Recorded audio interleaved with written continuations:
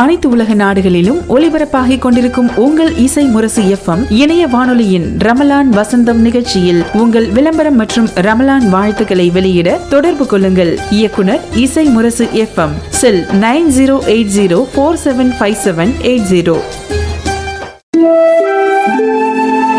இணையதள தேரிலேறி உலகெல்லாம் வலம்பெறும் இசை முரசு வானொலி. இது இதயங்களை இணைக்கும் வானொலி.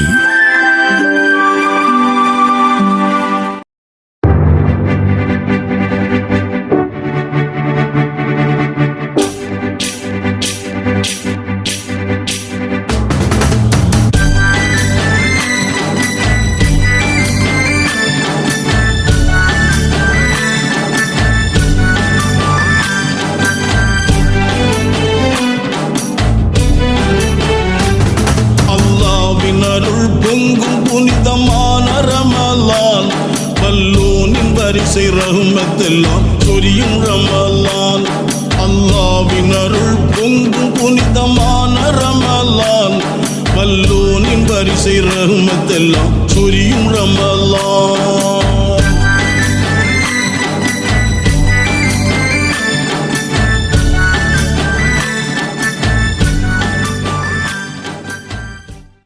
இசை முரசு FM இணைய வானொலி நேர்கள் அனைவருக்கும் நெஞ்சம் நிறைந்த சலாம், அஸ்ஸலாம் அலைக்கும். நேர்கள் அனைவரையும் ரமலான் வசந்தம் 10ஆம் நாள் நிகழ்ச்சிக்கு அன்புடன் வரவேற்றுக் கொள்கிறோம். த இன்டர்நேஷனல் ஜேர்னல் ஆஃப் என்டாக்ராலஜி எனப்படும் ஹார்மோன்களை மையப்படுத்திய சர்வதேச மருத்துவ ஆய்வு புத்தகம் ஒன்று கடந்த சில 10 ஆண்டுகளாக பருவமடைந்து வரும் ஆண்கள், குறிப்பாக வளரிளம் பருவத்தில் இருக்கக்கூடிய ஆண்களுக்கு ஆண் ஹார்மோனான டெஸ்டாஸ்டிரான் என்னும் ஹார்மோன் குறைபாடு இருக்கிறது, சராசரி அளவில் இருந்து அது குறைபாட்டை நோக்கி நகர்கிறது என்னும் அதிர்ச்சிகரமான ஆய்வு முடிவை தந்திருக்கிறது. இந்த ஹார்மோன் குறைபாட்டால் 3ஆம் பாலினமாக மாறிவிடுவார்களா என்று கேட்டால் நிச்சயமாக அந்த ஆபத்து இல்லை. ஆனாலும் ஆண்களுக்கே உரித்தான தன்மைகள் இருக்கிறதே, வீரம், செருக்கு, அந்த கம்பீரம், இவை போன்ற உணர்வுகள் குறைந்து வெட்கம், நாணம் போன்ற உணர்வுகள் உடையவர்களாக, எல்லா இடங்களிலிருந்து தன்னை பின்னை நகர்த்தி கொள்ளக்கூடியவர்களாக, தலைமைத்துவம் இல்லாதவர்களாக உருவாகி விடுவார்கள் என்கிற அதிர்ச்சிகரமான முடிவை இந்த ஆய்வு தருகிறது. இப்போது வளர்ந்து வரக்கூடிய பல 20 வயதிற்கும் கீழ்ப்பட்ட ஆண் குழந்தைகளை பார்த்தால் பல வீடுகளில் நம்மை பார்த்தவுடன் வெட்கப்படுகிற, பேசுவதற்கு நாணுகிற, கூட்டத்தில் இருந்து ஒதுங்குகிற பிள்ளைகளை நாம் இப்போது பார்க்கிறோம். என் பிள்ளை சைலண்டாக இருக்கக்கூடியவன், என் பிள்ளை அமைதியான டைப்பு, அவன் ஒரு தனித்துவமான ஆள், இது மாதிரி சொல்லி சமாதானம் செய்வது அவர்களுக்கான ஆபத்து. நிச்சயமாக இதற்கான மாற்றையும் அந்த ஆய்வு முடிவு தருகிறது. குறிப்பாக ஆண்களுக்கே உரித்தான தன்மையோடு குழந்தைகளை பழக்க வேண்டும்.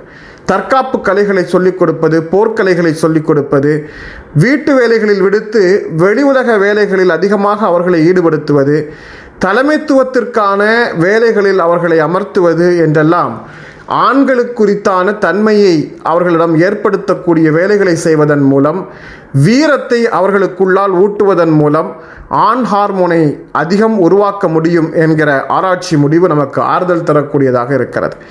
பெருமானார் ஸல்லல்லாஹு அலைஹி வஸல்லம் அவர்கள் சொன்னார்கள், வீரமிக்க ஆண் ஒருவன் அல்லாஹ்வுக்கு மிக நெருக்கமானவன் என்று. இதோ பேராசிரியர் அப்துல் சமத் அவர்கள் இன்றைய ரமலான் வசந்தம் நிகழ்ச்சியின் துவக்க உரையாக வீரமிக்க ஆண் அல்லாஹ்வுக்கு நெருக்கமானவன் என்னும் தலைப்பில் உரை வழங்க வருகிறார்.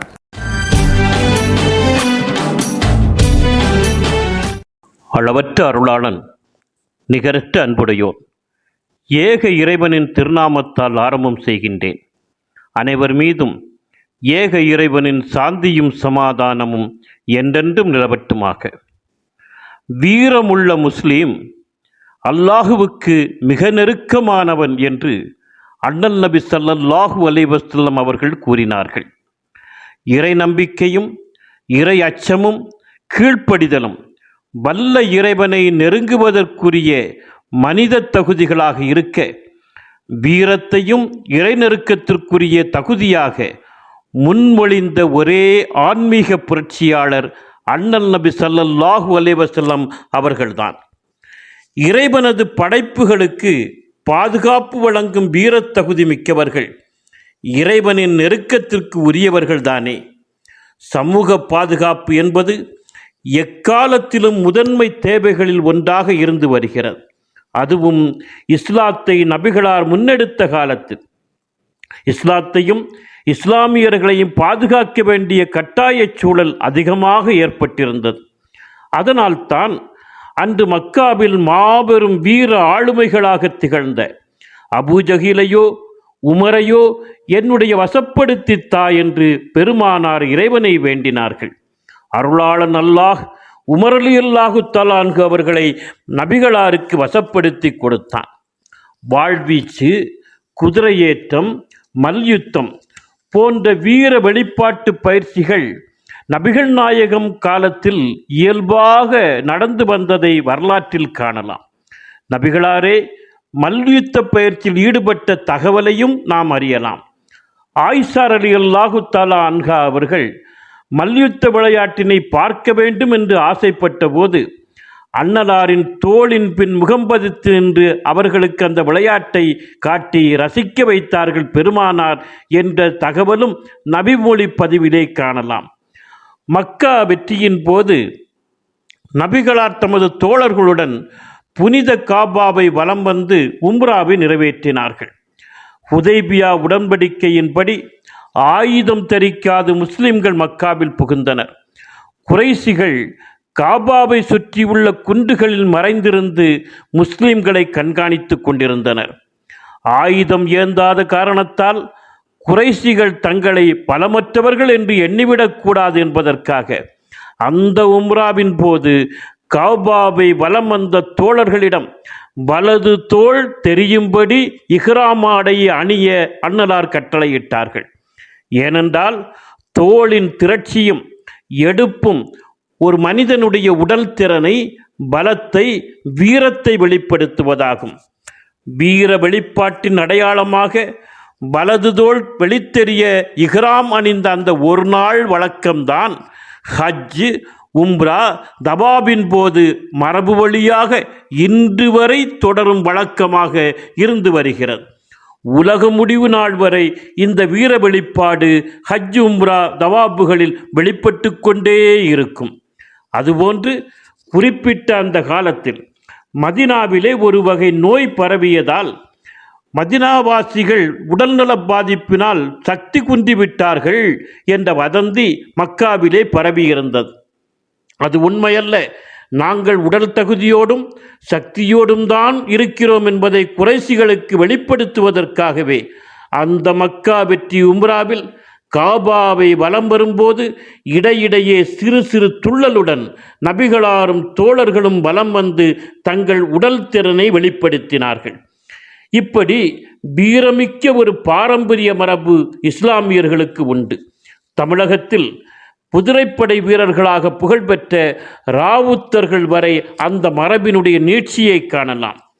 அன்று சமூக பாதுகாப்பு தேடிய காலம்.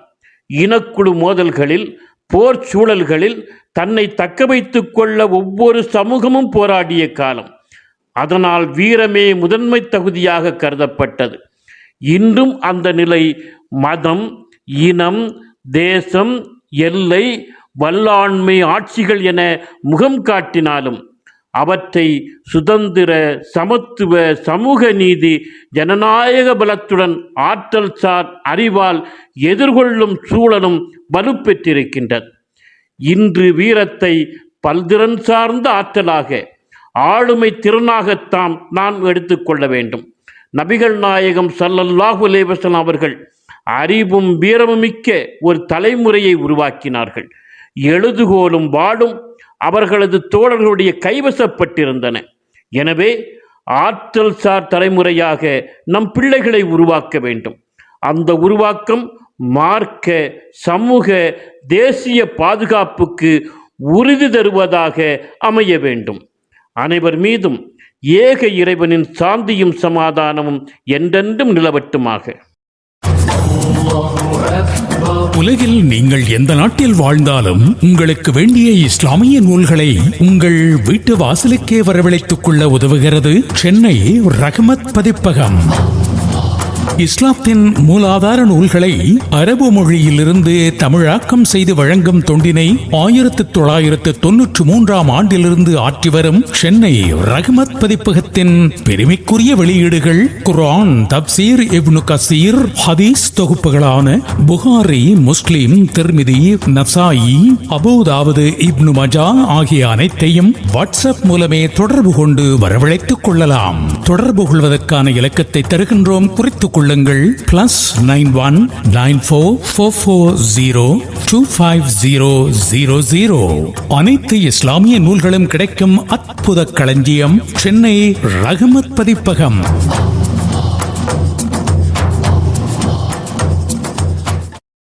கடல் வாணிபத்தில் இந்தியர்கள் கோலோச்சினார்கள். அதை தடுக்க வந்த ஐரோப்பியர்களை கடலிலேயே குஞ்ஞாலி மரைக்காயர் வீழ்த்தினார்கள். ஆங்கிலேயர்கள் ஆட்சியை கைப்பற்றிய போது இந்திய விடுதலை போராட்டத்தை வடக்கிலும் தெற்கிலும் முதலாக ஆங்கிலேயர்களை எதிர்த்து சண்டையிட்டு இந்திய விடுதலை போராட்டத்தின் துவக்க அச்சாரமாக விளங்கியவர்கள் முஸ்லிம்கள் மகாத்மா காந்திக்கு ஒத்துழைப்பு வழங்கி ஒத்துழையாமை இயக்கத்திற்காக நம் பிள்ளைகளின் படிப்பை பள்ளிக்கூடங்களில் இருந்து நிறுத்தியவர்கள்.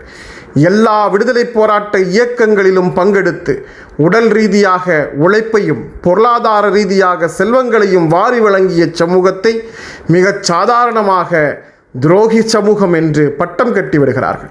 வன்முறை சமூகம் என்று பட்டம் கட்டிவிட்டார்கள். இதுதான் நாங்கள் செய்த துரோகமா, நீங்கள் சொல்லும் வகுப்புவாதமா என அடுக்கும் பாடல் ஒன்று இசைமுரசு நாகூர் ஹனீஃபாவின் வழியாக உலகத்தின் குரலுக்கு பதில் குரலாக அமைந்தது.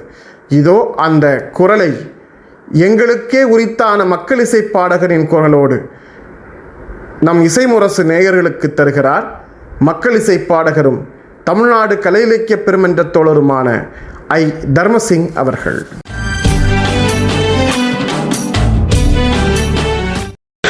மலையாள கரைதனிலே இரத்த ஆற்று ஓட்டம்,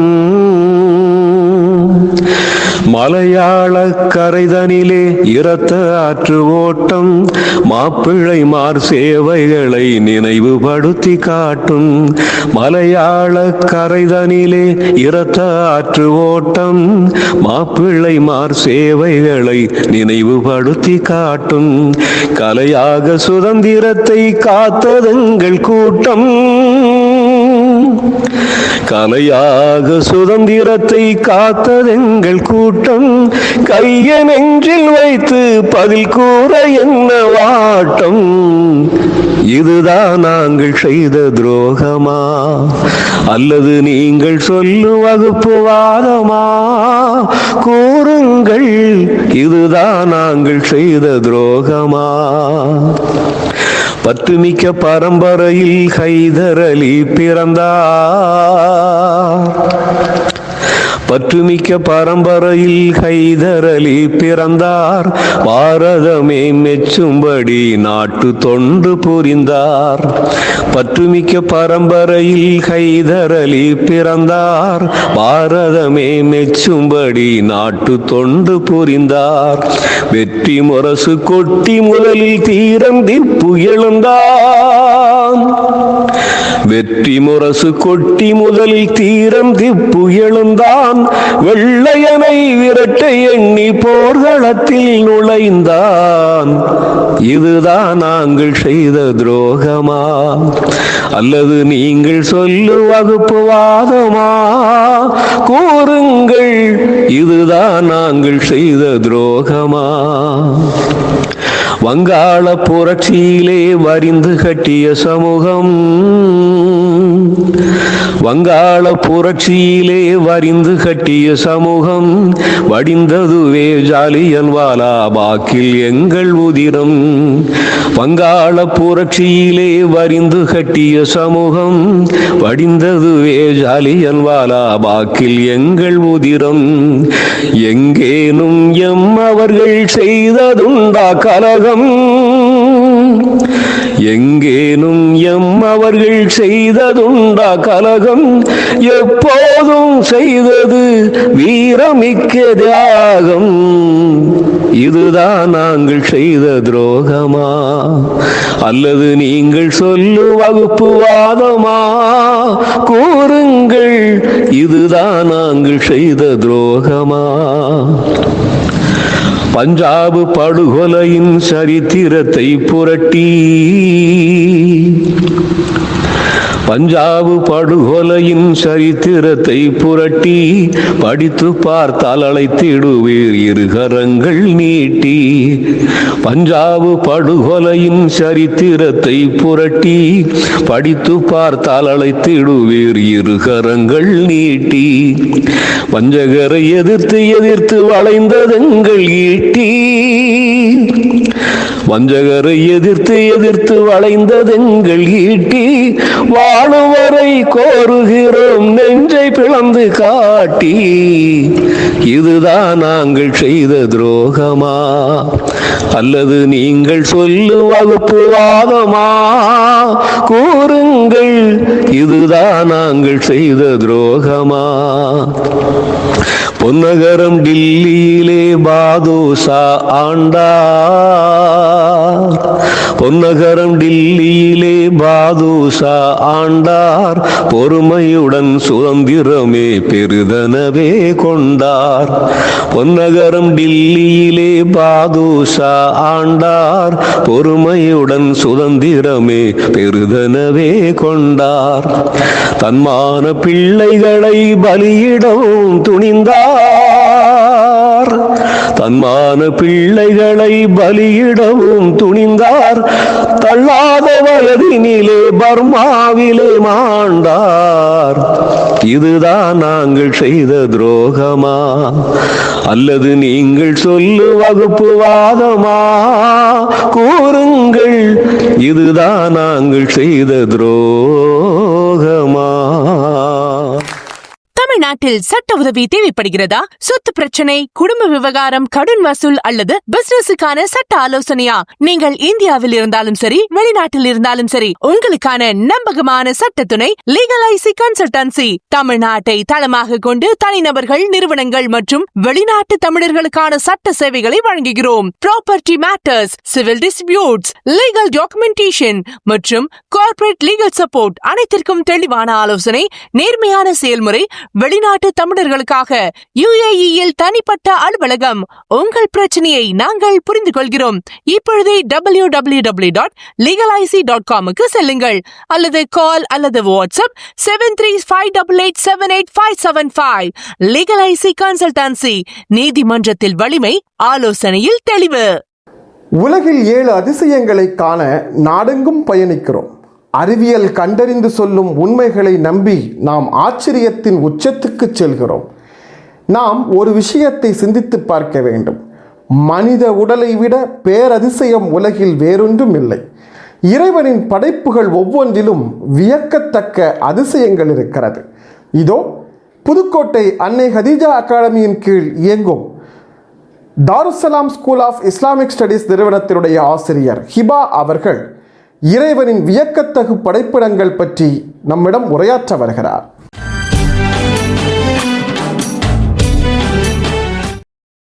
السلام عليكم ورحمة الله وبركاته. رب اشرح لي صدري ويسر لي أمري واحلل عقدة من لساني يفقهوا قولي. ربي زدني علما ربي هب لي حكما. اللهم لا سهل إلا ما جعلته سهلا وأنت تجعل الحزن إذا شئت سهلا. அம்மாபட்டினம் அன்னை ஹதீஜா அகாடமியின் கீழ் இயங்கக்கூடிய தாருஸ்ஸலாம் ஸ்கூல் ஆஃப் இஸ்லாமிக் ஸ்டடீஸில் ஆசிரியராக பணியாற்றுகிறேன். நான் ஹிபா BA B.Ed. நான் உங்கள் முன் பேச எடுத்துக்கொண்டுள்ள தலைப்பு வியக்க வைக்கும் அல்லாஹ்வின் படைப்பினங்கள். அல்லாஹ் நமக்கு நிறைய நியாமத்தை கொடுத்துருக்கான், நிறைய கிஃப்ட் கொடுத்துருக்கான், நிறைய அருட்கொடைகளை கொடுத்துருக்கான். அதில் குறிப்பிடத்தக்க ஒரு விஷயம் என்ன அப்படின்னா குர்ஆன். ஓகேவா. குரானை பொறுத்த வரைக்கும் நமக்கு வந்து ஒரு நல்ல வழிகாட்டியாக இருக்குது. அல்லாஹ் பற்றின விஷயங்கள்லாம் குரானில் இருக்குது. அல்லாஹ் வந்து உலகம் தோன்றினதுலேருந்து உலகம் அழியிற வரைக்கும் என்னென்ன விஷயம்லாம் தேவையோ அது எல்லாமே குரானில் நம்மளுக்கு அல்லாஹ் வந்து சொல்லியிருக்கான். அதே குரானில் அல்லாஹ் என்ன சொல்லியிருக்கான்னா மனிதனை சிறந்த படைப்பு அப்படிங்கிறதையுமே வந்து அல்லாஹ் வந்து சொல்லியிருக்கான். அப்போது எதுக்காக அல்லாஹ் அப்படி சொல்கிறான் அப்படின்னா மனிதர்கள்கிட்ட அல்லாஹ் சிந்தனை அப்படிங்கிற ஒரு விஷயத்தை வந்து கொடுத்துருக்கான். சிந்தித்து பார்க்கக்கூடிய திறன் வந்து மனிதர்கள்ட்ட அதிகமாகவே இருக்குது. அப்போ இன்ஷால்லா நம்ம என்ன செய்யணும்னா அல்லாஹ் குரானில் என்னென்ன விஷயத்தை பற்றிலாம் நம்மளுக்கு கொடுத்துருக்கானோ அதை பற்றி சிந்திக்கணும், அல்லாஹ்க்கு ஷுக்குர் செய்யணும், அல்லாஹோட ஆற்றலை விளங்கணும். அப்படிங்கிறதுக்காக தான் என்ன செஞ்சுருக்கான் அல்லாஹ் நம்மளுக்கு குரானை கொடுத்துருக்கான். அல்லாஹ் நம்மளை சிறந்த படைப்பாக ஆக்கியிருக்கான். அப்போ இன்ஷா அல்லாஹ் வந்து நம்ம சிந்திக்கக்கூடிய மக்களாக இருக்கணும். அல்லாஹ் குரானில் சொல்கிறான் சிந்திக்கக்கூடிய மக்களுக்கு பல அத்தாட்சிகள் இருக்குது அப்படிங்கிறதையும் சொல்லியிருக்கு. அல்லாஹ் வந்து சிந்திக்க மாட்டீங்களா அப்படின்னாவும் கேட்குறான். அல்லாஹ் வந்து குரானில் அவனோட படைப்பினங்கள்லாம் நிறைய படைப்பினங்களை பற்றி சொல்கிறான். அதில் அவங்கள்ட்ட ஒரு சிலதை பற்றி தான் நான் வந்து ஷேர் பண்ண வந்திருக்கேன் இன்றைக்கி. ஃபஸ்ட்டு அதை பற்றி பார்க்க போகிறோம் அப்படின்னா வந்து எறும்பை பற்றி பார்க்க போகிறோம். ஓகேவா. எறும்புனா நம்லு. அல்லாஹ் வந்து குர்ஆனில் சூரத்து நம்லில் 17 to 19 வசனம் வரைக்கும் ஒரு இன்சிடெண்ட் வந்து அல்லாஹ் வந்து சொல்கிறான். சுலைமான் அலைஹி வஸல்லம் அவங்களோட படைகளோட என்ன செய்வாங்கன்னா வந்து ஒரு பாதையில் நடந்து போயிட்டு இருப்பாங்க. அந்த படைகளில் வந்து ஜின்களும் இருப்பாங்க, மனிதர்களும் இருப்பாங்க, பறவைகளும் இருப்பாங்க, இவங்க எல்லாருமே இருப்பாங்க. இப்போ வந்து என்ன செய்கிறாங்கன்னா வந்து சுலைமான் அலைஹி வஸல்லம் வந்துட்டு இருக்காங்க. வர வழியில் ஒரு எறும்போட புத்து இருக்குது. ஓகேவா. அந்த புத்துக்குள்ளே நிறைய எறும்புகள்லாம் இருக்குது. அப்போது அந்த எறும்போட கூட்டத்தோட தலைவி எறும்பு, ஒரு பெண் எறும்பு என்ன சொல்லணும்னா நம்மளை நோக்கி வந்து சுலைமான் அலைஹி வஸல்லமுடைய படை வந்துட்டு இருக்காங்க, அவங்க வந்து நம்மளை பார்க்காம நம்மளை நொறுக்கிடுவாங்க, அதனால் நீங்கள் என்ன செய்யுங்க உங்களோட கூடுகளோட போய் உள்ளே போயிடுங்க அப்படிங்கிற மாதிரியான ஒரு தகவல் வந்து அந்த தலைவியாக இருக்கக்கூடிய அந்த எறும்பு வந்து கொடுக்கும் அதோட கூட்டத்துக்கு. அப்போ இந்த இடத்துல நான் ஒரு வார்த்தை வந்து யூஸ் பண்ணேன், நம்மள நொறுக்கிட போகிறாங்க அப்படிங்கிற ஒரு வார்த்தையை வந்து யூஸ் பண்ணேன். அந்த சூறாவில் அந்த வசனத்தில் யஹ்தமன்னக்கும் அப்படிங்கிற ஒரு வார்த்தை இருக்குது. யஹ்தமன்னக்கும் அப்படிங்கிற அந்த வார்த்தை ஹத்தம அப்படிங்கிற ஒரு வார்த்தையில் இருந்தால் வருது. ஹத்தமங்கிற அந்த வார்த்தை வந்து ஒரு வேர்ப், ஒரு ஃபேல். ஓகேவா. ஒரு வினைச்சொல். அதுக்கு வந்து என்ன அர்த்தம்லாம் வந்து வைக்கிறாங்க அப்படின்னா வந்து நொறுங்குதல், துண்டு துண்டாக உடைத்தல், அழித்தல், இந்த மாதிரியான மீனிங் வருது. அப்போ இதில் நொறுங்குதல் அப்படிங்கிற ஒரு மீனிங் வச்சு நம்ம இந்த இடத்த இந்த வசனத்தை நம்ம பார்த்தோம் அப்படின்னா எறும்பு எப்படி நொறுக்க முடியும் அப்படின்னு சொல்லிட்டு நம்மளுக்கு ஒரு சிந்தனை வரும். இப்போ ரீசெண்டாக சயின்ஸ் என்ன செய்கிறாங்க, சயின்டிஸ்ட்லாம் என்ன செஞ்சுருக்காங்கன்னா வந்து ஒரு விஷயத்தை வந்து கண்டுபிடிச்சிருக்காங்க. என்னென்னா எறும்பு பொறுத்த வரைக்கும் அது உடம்புல வந்து எந்த ஒரு ஃப்ளெஷ் இருக்காது, ஒரு ஃபேட் இருக்காது, அது சதை அப்படிங்கிறது இருக்காது, ஃபுல் அண்ட் ஃபுல் போன் மட்டும்தான் இருக்கும் அப்படிங்கிற ஒரு விஷயத்தை வந்து கண்டுபிடிச்சிருக்காங்க. அப்போ சுப்ஹானல்லாஹ், அல்லாஹ் வந்து இந்த விஷயத்தை நம்மள்ட்ட எவ்வளோ அழகாக வந்து அந்த குர்ஆன் வசனத்தில் நம்மள்ட்ட வந்து தெரிவிக்கிறேன் அப்படிங்கிறத நம்ம வந்து உணரக்கூடியவங்களாக இருக்கணும். சின்ன படைப்பு தான், ஆனால் அல்லாஹ் அதை எவ்வளோ மைன்யூட்டாக படைச்சிருக்கான் அப்படிங்கிறத நம்ம யோசிக்கக்கூடியவங்களாக இருக்கணும்.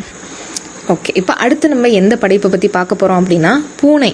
ரசூல் ஸல்லல்லாஹு அலைஹி வஸல்லம் ஒரு விஷயத்தை நம்மள்ட்ட வந்து ஏவுறாங்க அப்படின்னா அதில் நிறைய நன்மைகள் இருக்கும். ஒரு விஷயம் செய்யுங்கன்னு ரசூலா சொல்கிறாங்கன்னா அது பின்னாடி சயின்டிஃபிக்காக நம்ம பார்த்தோன்னா அவ்வளோ நன்மைகள் வந்திருக்கும். பூனையை பற்றி ரசூல் ஸல்லல்லாஹு அலைஹி வஸல்லம் என்னென்ன சொல்கிறாங்க அப்படிங்கிறத பற்றி நம்ம வந்து கொஞ்சம் பார்ப்போம். பூனையின் தந்தையினே சொல்லிட்டு அபூ ஹுரைரா ரலியல்லாஹு அன்ஹு அவங்கள வந்து கூப்பிடுவாங்க. ஒரு முறை வந்து அபூ ஹுரைரா ரலியல்லாஹு அன்ஹு அவங்களோட பூனை ஒன்று வந்து இறந்துரும்.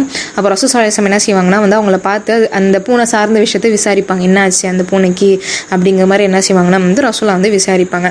அப்போ பூனையுமே வந்து ஒரு உயிரினம் அப்படிங்கிறத வச்சு என்ன செய்யுங்க ரசூல் ஸல்லல்லாஹு அலைஹி வஸல்லம் வந்து அவங்களோட தோழர்கிட்ட வந்து பேசக்கூடியவங்களாக இருந்திருக்காங்க. அதுக்கப்புறம் வந்து ரசூல் ஸல்லல்லாஹு அலைஹி வஸல்லம் வந்து சொல்கிறாங்க, இது வந்து சஹீஹ் புகாரியில் இருக்குது. ஒரு பெண்மணி அவங்க என்ன செய்வாங்கன்னா நரகம் செல்வாங்க. எதன் காரணத்தில் நரகம் செல்வாங்கன்னா ஒரு பூனைக்கு சாப்பாடு போடாமல் அந்த பூனையை ஒரு கூட்டில் போட்டு அடைச்சி வச்சதன் காரணமாக என்ன செய்வாங்க அவங்க வந்து நரகம் போவாங்க அப்படிங்கிறத வந்து ரசூல் ஸல்லல்லாஹு அலைஹி வஸல்லம் வந்து சொல்கிறாங்க. அப்போது பூனைக்கு ரசூல் ஸல்லல்லாஹு அலைஹி வஸல்லம் வந்து ஒரு முக்கியத்துவம் கொடுத்துருக்காங்க. இன்னொன்று ஒரு முக்கியமான விஷயம் என்ன அப்படின்னா ரசூல்லா வந்து பூனை வந்து நஜீஸ்ன்னு சொல்லலை. நம்ம தொழுகக்கூடிய இடத்துக்கு பூனை வந்தால் அந்த இடம் வந்து நஜீஸ் அப்படின்னு சொல்லிட்டு ரசூல் ஸல்லல்லாஹு அலைஹி வஸல்லம் வந்து சொல்லலை. அப்போது ரசூல்லா இந்த விஷயத்த பூனையை வந்து இந்த இடத்துல அனுமதிச்சிருக்காங்க. இப்போ ரீசெண்டாக ஒரு சில ரிசர்ச்சோட அடிப்படையில் என்ன சொல்கிறாங்க அப்படின்னா பூனையோட உடம்புலேருந்து ஒரு மாதிரியான ஒரு வைப்ரேஷன் வரும். அந்த வைப்ரேஷன் நம்ம ஹார்ட் டிசீஸ்லேருந்து நம்மளை பாதுகாக்கும் அப்படிங்கிறத சொல்கிறாங்க. இப்போது நிறைய பேர் நினைக்கலாம் இந்த பூனையோட முடியினால் ஆஸ்துமா பிரச்சனை வரும் அப்படின்னு சொல்லிட்டு நினைக்கலாம். அப்போ வந்து தொஹூரு ஷத்ருல் ஈமான் அப்படி இருக்கக்குள்ளே நம்ம என்ன செய்யணும், தூய்மையாக நம்ம இருந்துக்கணும். பூனைகளையுமே நம்ம தூய்மையாக வச்சுக்கிட்டோம் அப்படின்னா அந்த பூனையால் நமக்கு எந்த ஒரு பாதிப்பும் வந்து ஏற்படாது. அப்போது வந்து பூனை நஜீஸ் இல்லை அப்படிங்கிறதையும் புரிஞ்சுக்கணும். ரசுல்லா வந்து பூனையை வந்து அலோவ் பண்ணியிருக்காங்க அப்படிங்கும் போது அதில் ஒரு ஹெல்த் பெனிஃபிட்ஸ் இருக்குது அப்படிங்கிறதையும் இந்த இடத்துல வந்து நம்ம புரிஞ்சுக்கக்கூடியவங்களாக இருக்கணும். அதுக்கு அடுத்தது எந்த ஒரு படைப்பை பற்றி நம்ம பார்க்க போகிறோம் அப்படின்னா கொசு. ஓகேவா, அல்லாஹ் வந்து சூரா பக்ரால 26வது வசனமாக என்ன சொல்லியிருக்கான் அப்படின்னா, கொசு அல்லது அதை விட மேலான அற்பமான ஒரு விஷயத்தை கூட நான் என்ன செய்ய மாட்டேன்னா வந்து உங்களுக்கு உதாரணமாக சொல்கிறதுக்கு நான் வெட்கப்பட மாட்டேன் அப்படின்னு சொல்லிட்டு அல்லாஹ் வந்து சொல்லியிருப்பான். அந்த வசனத்தில் ஃபௌகஹ அப்படின்னு சொல்லிட்டு ஒரு வார்த்தை வந்து இருக்கும். அதற்கும் மேல் அப்படிங்கிற மாதிரியான ஒரு மீனிங் வந்து நம்மளுக்கு வரும். இப்போ கொசுவை விட மேலானது, கொசுவை விட ரொம்ப சின்ன ஒரு அற்பமான உயிரினத்தை கூட நான் வந்து உதாரணமாக சொல்ல நான் வைக்கப்பட மாட்டேன் நல்லா சொல்கிறான். ஆனால் அந்த கொசு எப்படிப்பட்டது அப்படிங்கிறத நம்ம இந்த இடத்துல வந்து சிந்திக்கக்கூடியவங்களா இருக்கணும். கொசுவை பொறுத்த வரைக்கும் யானை இருக்குல்ல, யானைக்கு என்னென்ன உறுப்புகள் இருக்கோ அதே மாதிரியே கொசுவுக்கும் எல்லா உறுப்புகளும் இருக்கும். எக்ஸ்ட்ராவாக என்ன இருக்கும் அப்படின்னா வந்து அந்த நீடிலும் விங்ஸும் இருக்கும். அந்த ரத்தத்தை உரியக்கூடிய அந்த நீடில் மாதிரி இருக்கும். அப்புறம் வந்து விங்ஸும் வந்து கொசுவுக்கு இருக்குது. அது மட்டும் இல்லாமல் அந்த கொசு வந்து அந்த ரத்தத்தை உரியிற அந்த நீடில் இருக்குல்ல, அந்த நீடிலுக்குள்ள 6 செக்ஷனாக இருக்குமா, 6 பிரிவுகளாக இருக்குமா. ஒரு பிரிவு ரத்தத்தை உள்ளே இழுக்கும், பேலன்ஸ் இருக்கக்கூடிய 2 பிரிவு ரத்தம் வந்து உறையாமல் பார்த்துருக்கோம். பேலன்ஸ் இருக்கக்கூடிய இன்னும் 3 பிரிவுகள் என்ன செய்யணும்னா ஒவ்வொரு பார்ட்டுக்குமே ரத்தம் வந்து சீராக போகிறதுக்கு ஹெல்ப் பண்ணும். அப்போது வெறும் பார்க்குறது கொசுக்கு அந்த ஒரு சின்ன ஒரு மூக்கு மாதிரி இருக்குது, அதை வச்சு தான் நம்மளுக்கு என்ன செய்யுது, ரத்தத்தை உரியுதுன்னு நம்ம நினைக்கிறோம். ஆனால் அல்லாஹ் அதில் 6 பார்ட் வச்சுருக்கான் அப்படின்னு நினைக்கக்குள்ள தான் ரொம்பவே ஆச்சரியமாக இருக்குது. அதுக்கு அடுத்ததாக இப்போ வந்து பிளட் குரூப்லாம் வந்து கண்டுபிடிக்கிறதுக்காக ஒரு லென்ஸ் யூஸ் பண்ணுவாங்க. அந்த லென்ஸ் மாதிரி தான் அந்த கொசுவோட கண்ணுமே இருக்குமா. அந்த அளவுக்கு அல்லாஹ் வந்து அதுக்கு கண்ணுக்கு வந்து பவர் கொடுத்துருக்காங்க. எப்படி சொல்கிறாங்க அப்படின்னா வந்து 100 கண் இருந்தால் எவ்வளோ பவர்ஃபுல்லாக அந்த விஷயத்தை ஃபோக்கஸ் பண்ண முடியும். அந்த மாதிரி தான் வந்து கொசு வந்து பார்க்குமா. அந்த மாதிரி பார்த்து எந்த பிளட் குரூப் வேணுமோ அந்த மாதிரியான ஆட்களை பார்த்து உட்காந்து ரத்தத்தை குடிக்கக்கூடியதாக வந்து கொசுங்கிறது வந்து இருக்குது. இன்னொன்று கொசு என்ன செய்யும்னா அது வெயிட்டை விட 2 மடங்கு அதிகமான ரத்தத்தை குடிக்குமா, குடிச்சிட்டு பறக்கவும் செய்யுமா. ஸோ அல்லாஹ் வந்து இந்த அளவு மைன்யூட்டாக கொசுவை படைச்சிருக்கான். இன்னொன்று ஃபௌகஹ அப்படிங்கிற அந்த வார்த்தையை நான் ஏன் வந்து உங்கள்கிட்ட சொன்னேன் அப்படின்னா, கொசுவுடைய தலைக்கு மேலே வந்து ஒரு ஒட்டுணி மாதிரி வந்து ஒரு சின்ன பூச்சி, ரொம்ப ரொம்ப சின்ன பூச்சி இருக்குமா. அது கொசுவுடைய தலையிலிருந்து ஒரு சில உணவுகளை எடுக்குமா. எப்படி நம்மளோட தலையில் பெயின் இருக்கோ அந்த மாதிரி கொசுவுக்கு மேலேயுமே அது ஒரு ஒட்டுணி இருக்கும் அப்படிங்கிறத அல்லாஹ் வந்து மென்ஷன் பண்ணியிருக்கான். இதுவுமே என்ன செஞ்சுருக்காங்கன்னா வந்து இப்போ இருக்கக்கூடிய ஒரு சில சயின்டிஃபிக் ரிசர்ச்சில் இந்த விஷயங்களும் வந்து கண்டுபிடிச்சிருக்காங்க அப்படிங்கிறது ரொம்பவே வந்து ஆச்சரியப்படுத்துகிற மாதிரி, வியப்புக்கு உள்ளாக்குறது மாதிரி இருந்திருக்கு. அந்த வசனத்தை நம்ம பார்க்கும்போது இந்த உதாரணம் கொசு வச்சு உதாரணம் சொல்லும் போது இஸ்லாத்தை ஏற்றுக்காத அந்த மக்கள்லாம் வந்து சிரிப்பாங்க. அப்போது கொசு எவ்வளோ மைன்யூட்டானது, அல்லாஹ் கொசுவை எவ்வளோ நுணுக்கமாக படைச்சிருக்கான் அப்படின்னு நம்ம யோசிச்சோன்னா நமக்கு தான் வியப்பாக இருக்குது இந்த இடத்துல. அதுக்கு அடுத்ததாக ரசூல் ஸல்லல்லாஹு அலைஹி வஸல்லம் அவங்க வந்து நிறைய உணவுகளை வந்து ஹலால் ஹராமுன்னு சொல்லி பிரிச்சிருக்காங்க. அதில் ரசூல் ஸல்லல்லாஹு அலைஹி வஸல்லம் என்ன செஞ்சுருக்காங்கன்னா இறந்த பிராணிகளில் எதெல்லாம் நம்ம சாப்பிடலாம் அப்படிங்கிற மாதிரி ஒரு ஹதீஸ் வந்து வருது. அப்துல்லா இப்னு உமர் ரலியல்லாஹு அன்ஹு என்ன செய்கிறாங்கன்னா அந்த ஹதீஸை வந்து பதிவு செய்கிறாங்க. ரசூல் ஸல்லல்லாஹு அலைஹி வஸல்லம் வந்து சொல்கிறாங்களா, இறந்ததில் 2 விஷயத்த நம்ம சாப்பிடலாம். ஒன்று என்னென்னா மீன், இறந்த மீன். இன்னொன்று வெட்டுக்கிளி அப்படிங்கிறது வந்து ரசூல் ஸல்லல்லாஹு அலைஹி வஸல்லம் வந்து சொல்கிறாங்க. வெட்டுக்கிளி நம்ம எப்படி சாப்பிட்றது அப்படின்னு பார்த்தோம்னா, வெட்டுக்கிளியை பொறுத்த வரைக்கும் அதுக்கு என்ன மாதிரியான நியூட்ரிஷன் இருக்குன்னு நம்ம செக் பண்ணோன்னா பேலன்ஸ்டு நியூட்ரிஷன் இருக்கான். இப்போ வந்து நம்ம ஒரு ஃபுட் எடுக்கிறோம் அப்படின்னா அதில் கார்போஹைட்ரேட் இருக்கும், சில இதில் ப்ரோட்டீன் அதிகமாக இருக்கும், சில இதில் வந்து கால்சியம் அதிகமாக இருக்கும், சில இதில் ஃபேட் அதிகமாக இருக்கும். ஒரு மனுஷனுக்கு எல்லா சத்தும் கிடைக்கிறது தான் வந்து பேலன்ஸ்டு டயட் அப்படின்னு சொல்லி சொல்லுவோம். அது இந்த வெட்டுக்கிளிக்கு வந்து இருக்குது அப்படிங்கிறத கண்டுபிடிச்சிருக்காங்க. அந்த வெட்டுக்கிளியில் வந்து 60% வந்து கார்போஹைட்ரேட் இருக்குது, 15% வந்து ப்ரோட்டீன் இருக்குது, 25% வந்து ஃபேட் இருக்குது. ஸோ இதை சாப்பிட்றதுனால நம்மளுக்கு நல்லது தான் அப்படிங்கிறதுனால தான் நம்மளோட நேசத்திற்குரிய ரசூல் ஸல்லல்லாஹு அலைஹி வஸல்லம் வந்து இந்த விஷயத்தை வந்து நம்மளுக்கு வந்து அனுமதிச்சிருக்காங்க.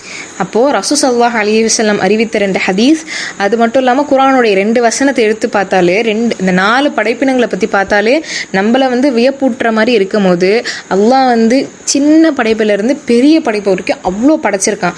அப்போது அதை பற்றி நம்ம பார்க்கும் போது, அதை பற்றி கேட்கும் போது, அது சார்ந்த விஷயங்களை நம்ம தெரிஞ்சுக்கும் போது நம்மளோட ஈமான் அப்படிங்கிறது வந்து உறுதி பெறும்.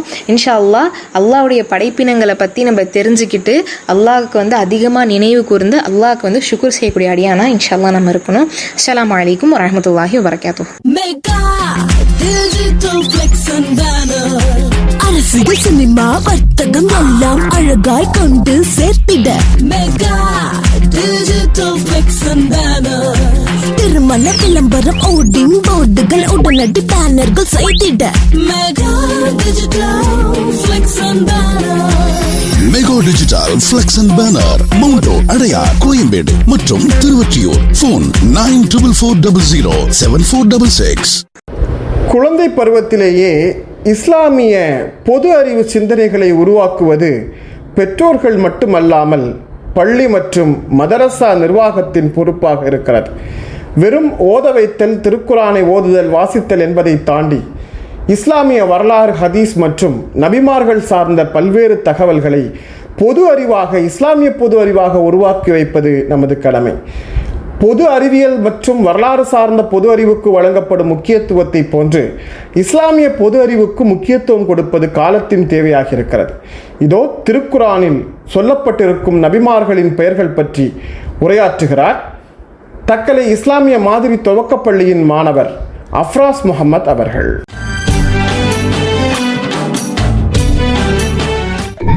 அஸ்ஸலாமு அலைக்கும் வரஹ்மத்துல்லாஹி வபரகாத்துஹு. சர்ஃப்ராஸ் முகமது, 2ஆம் வகுப்பு, IMS nursery and primary school, Thuckalay. அஸ்ஸலாமு அலைக்கும். இன்று நான் பேச போகும் தலைப்பு குர்ஆனில் கூறப்பட்டுள்ள நபிமார்களின் பெயர்கள். அல்லாஹ் மனிதர்களுக்கு நேர்வழியில் நடத்த பல நபிமார்களை அனுப்பினான். அவர்கள் மக்களுக்கு நல்லொழுக்கம், இறை நம்பிக்கை மற்றும் சரியான வாழ்க்கை முறையை கற்றுக் கொடுத்தார்கள். குர்ஆனில் கூறப்பட்டுள்ள 25 நபிமார்களின் பெயர்கள்: ஆதம் அலைஹிஸ்ஸலாம், இத்ரிஸ் அலைஹிஸ்ஸலாம், நூஹ் அலைஹிஸ்ஸலாம், ஹூத் அலைஹிஸ்ஸலாம், சாலிஹ் அலைஹிஸ்ஸலாம், இப்ராஹிம் அலைஹிஸ்ஸலாம், லூத் அலைஹிஸ்ஸலாம், இஸ்மாயில் அலைஹிஸ்ஸலாம், இஸ்ஹாக் அலைஹிஸ்ஸலாம், யாக்கூப் அலைஹிஸ்ஸலாம், யூசுப் அலைஹிஸ்ஸலாம், சுஹைப் அலைஹிஸ்ஸலாம், அய்யூப் அலைஹிஸ்ஸலாம், துல்கிஃப் அலைஹிஸ்ஸலாம், மூசா அலைஹிஸ்ஸலாம், ஹாரூன் அலைஹிஸ்ஸலாம், தாவூத் அலைஹிஸ்ஸலாம், சுலைமான் அலைஹிஸ்ஸலாம், இல்யாஸ் அலைஹிஸ்ஸலாம், அல்யஸூஹ் அலைஹிஸ்ஸலாம், யூனுஸ் அலைஹிஸ்ஸலாம், ஜக்கரியா அலைஹிஸ்ஸலாம், யஹ்யா அலைஹிஸ்ஸலாம், ஈசா அலைஹிஸ்ஸலாம், முஹம்மது நபி ஸல்லல்லாஹு அலைஹி வஸல்லம். அஸ்ஸலாமு அலைக்கும்.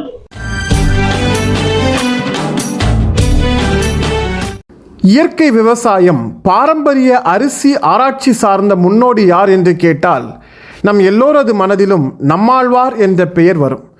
ஒருவேளை அந்த பெயருக்கு மாற்றாக இன்னொரு பெயரை கேட்டால் இயற்கை வேளாண் விஞ்ஞானி சுவாமிநாதன் பெயரை சொல்வோம்.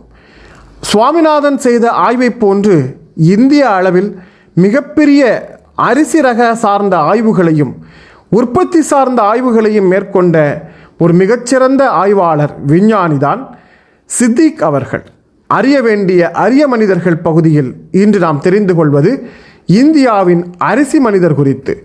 நம்மிடம் பகிர்ந்து கொள்கிறார் எழுத்தாளர் குளச்சல் ஆசிம் அவர்கள்.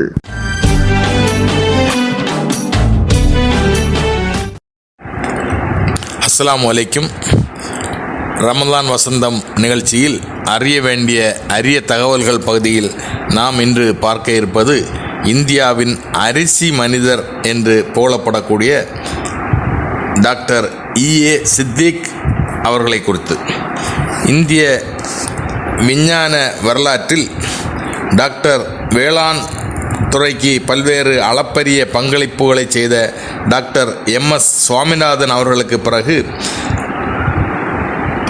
அரிசி குறித்து ஆய்வு, அதில் முக்கிய பல்வேறு வகையான அரிசி வகைகளுடைய கண்டுபிடிப்புகள், அவற்றுக்காக ஆற்றிய பணிகளுக்காக இந்தியாவில் அரிசி மனிதர், ரைஸ் மேன் ஆஃப் இந்தியா என்று அறியப்படுபவர் பத்மஸ்ரீ டாக்டர் E.A. சித்திக் அவர்கள். இந்த பாஸ்மதி ரக அரிசியில் குட்டை ரக அரிசி, பாஸ்மதி ரகம் இவருடைய மகத்தான கண்டுபிடிப்புகளில் ஒன்று. தற்போதைய காலத்தில் அதிக மகசூல் தரும் பாஸ்மதி ரகங்கள், அதிலும் குள்ளமாக வளர்ந்து அதிக மகசூல் தரக்கூடிய பாஸ்மதி ரக அரிசிகளை உற்பத்தி செய்வதற்காக தன்னுடைய ஆய்வில் பெரும்பகுதியை கழித்தவர் E.A. சித்திக் அவர்கள். அவருடைய ஆய்வுகளுக்கு இவருடைய நெல் ஆராய்ச்சிக்காக சர்வதேச அளவில் மிகப்பெரிய அங்கீகாரங்களையும் பெற்றுள்ளார் டாக்டர் E.A. சித்திக் அவர்கள். தமிழகத்தில் இளையான்குடியில் பிறந்து திருச்சி சென்ட் ஜோசப் கல்லூரியில் பட்டப்படிப்பும் மேற்படிப்பும் முடித்த டாக்டர் E.A. சித்திக் அவர்கள் தன்னுடைய விவசாய ஆராய்ச்சிகளுக்காக 1968 ஆண்டிலேயே PhD பட்டம் பெற்ற முதல் முஸ்லிம், தமிழ் முஸ்லிம் என்று சொன்னால் அது மிக அல்ல. இந்தியன் அக்ரிகல்ச்சர் ரிசர்ச் இன்ஸ்டிடியூட்டில் 1968 ஆண்டு பணியில் சேர்ந்து அந்த காலத்திலேயே ரைஸ் எக்ஸ்பர்ட், அரிசியில் பிரபல விஞ்ஞானி என்று சொல்லக்கூடிய அளவிற்கு டாக்டர் சித்திக் அவர்கள் தன்னுடைய பணியை மேம்பட செய்தவரோடு மட்டுமல்லாமல் இவருடைய பணிக்காலம் முழுவதும் அரிசி ஆராய்ச்சிக்காகவே புதிய புதிய ரக அரிசிகளை உற்பத்தி செய்வதற்காகவே தன்னுடைய பணிக்காலம் முழுவதும் செலவழித்த ஒரு பெருமைக்குரிய நபர். இவருடைய பணியின் முக்கியமான தருணங்களாக 1983 முதல் 86 வரை பிலிப்பைன்ஸ் நாட்டில் இன்டர்நேஷனல் ரைஸ் ரிசர்ச் இன்ஸ்டிடியூட்டில் ரைஸ் எக்ஸ்பர்ட்டாக பணியாற்றிய பெருமை. அதற்கு பிறகு இந்தியா திரும்பி ஹைதராபாத்தில் ப்ராஜெக்ட் டைரக்டராக ரைஸ் ரிசர்ச் சென்டரில் பணியாற்றியுள்ளார். அதுபோக 1998 வரை துணை இயக்குநராக இந்திய அரிசி விஞ்ஞான ஆய்வுக் கழகத்தில் பணியாற்றியுள்ள டாக்டர் E.A. சித்திக் அவர்கள்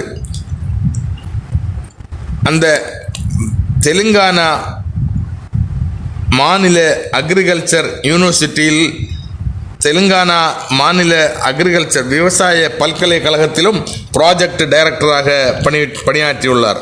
தன்னுடைய பணிக்காலத்தில் பல்வேறு விருதுகளும் விவசாய ஆய்வு சார்ந்து பல்வேறு பல்கலைக்கழகங்களில்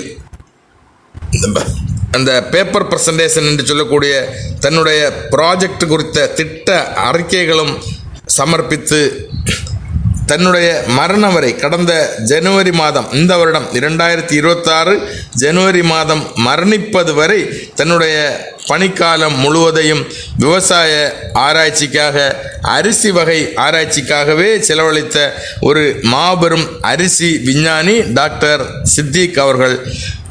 இன்ஷா அல்லாஹ் நாளை மற்றொரு அரிய தகவல்களுடன் உங்களை சந்திக்கும் வரை அஸ்ஸலாமு அலைக்கும்.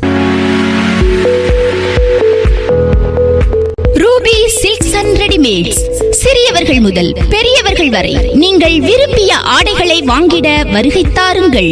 லேட்டஸ்ட் மாடல்களில் பூனம் சாரீஸ், காட்டன் சேலை, பட்டுச் சேலைகள், மேலும் பெண்களுக்கான சுடிதார், சுடி மெட்டீரியல் நீங்கள் எதிர்பார்த்த வண்ணம் மிகவும் குறைந்த விலையில் கிடைக்கும். டி-ஷர்ட் வகைகள் மற்றும் ஷர்ட், காட்டன் பேண்ட், மேலும் ஆண்களுக்கான ஜீன்ஸ் பேண்ட் லேட்டஸ்ட் மாடல்களில் கிடைக்கும். சுடி மெட்டீரியல், சுடிதார் போன்றவை, சிறுமிகளுக்கான ஃப்ராக், வெஸ்டர்ன் செட், சிறுவர்களுக்கான பேண்ட் ஷர்ட் எங்களிடம் 5% முதல் 10% வரை தள்ளுபடி உண்டு. ஆடைகள் என்றாலே உங்கள் நினைவுக்கு வருவது ரூபி சில்க்ஸ் அண்ட் ரெடிமேட்ஸ் தாங்க. போன் 253983, பெரிய தெரு, மணிக்கூண்டு அருகில், பட்டுக்கோட்டை. மனித உடலில் ஏற்படும் ஒரு ஹார்மோன் சுரப்பு தான் கார்டிசல் எனப்படும் சுரப்பு. உளவியல் ரீதியாக இந்த ஹார்மோன் சுரப்பிற்கு நிறைய பங்கு இருக்கிறது. மனிதனை உணர்ச்சி பூர்வமாக வைப்பது, அவனை கோபப்படுத்துவது, அவனை ஆக்ரோஷம் அடைய செய்வது என்றெல்லாம் கார்டிசல் டீடாக்ஸ் எனப்படுகிற இந்த உணர்வியல் சார்ந்து உருவாகும் ஹார்மோன்களுடைய பங்களிப்பு அதிகம். இப்போதெல்லாம் நாம் தொடர்ச்சியாக உணர்வு ரீதியாக இயங்கிக் கொண்டிருக்கிறோம். தொடர்ச்சியான மன அழுத்தம், தொடர்ச்சியான இரத்த அழுத்தம், தொடர்ச்சியான கோபம், தொடர்ச்சியான வேலை பரபரப்பு, தொடர்ச்சியான அடுத்தடுத்த கட்ட பணிகள் என்றெல்லாம் நாம் மூளைக்கு ஓய்வில்லாத, உடலுக்கு ஓய்வில்லாத உழைப்பை தந்து கொண்டிருக்கிறோம். இதனால் கார்டிசன் பொறுத்தவரை ஒரு மிகப்பெரிய ஆபத்து நம்மை சுற்றி உருவாக்கி கொண்டிருக்கிறது. இதன் முழுமையான பலனை தொடர்ச்சியாக தருவதற்காக உளவியல் ஆலோசகர் பானு அப்துல்லா அவர்கள் இன்றிலிருந்து அடுத்த சில நாட்கள் நம்மோடு இணைந்து பேச இருக்கிறார்கள்.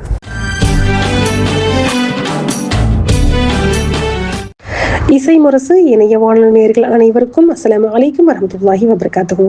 ரமதான் வசந்த நிகழ்ச்சிக்காக கார்டிசால் அவேர்னஸை பற்றி நான் பேச போகிறேன். இப்போ உலகத்தில் எல்லாமே ஸ்பீடாக ஓடிக்கிட்டு இருக்கு.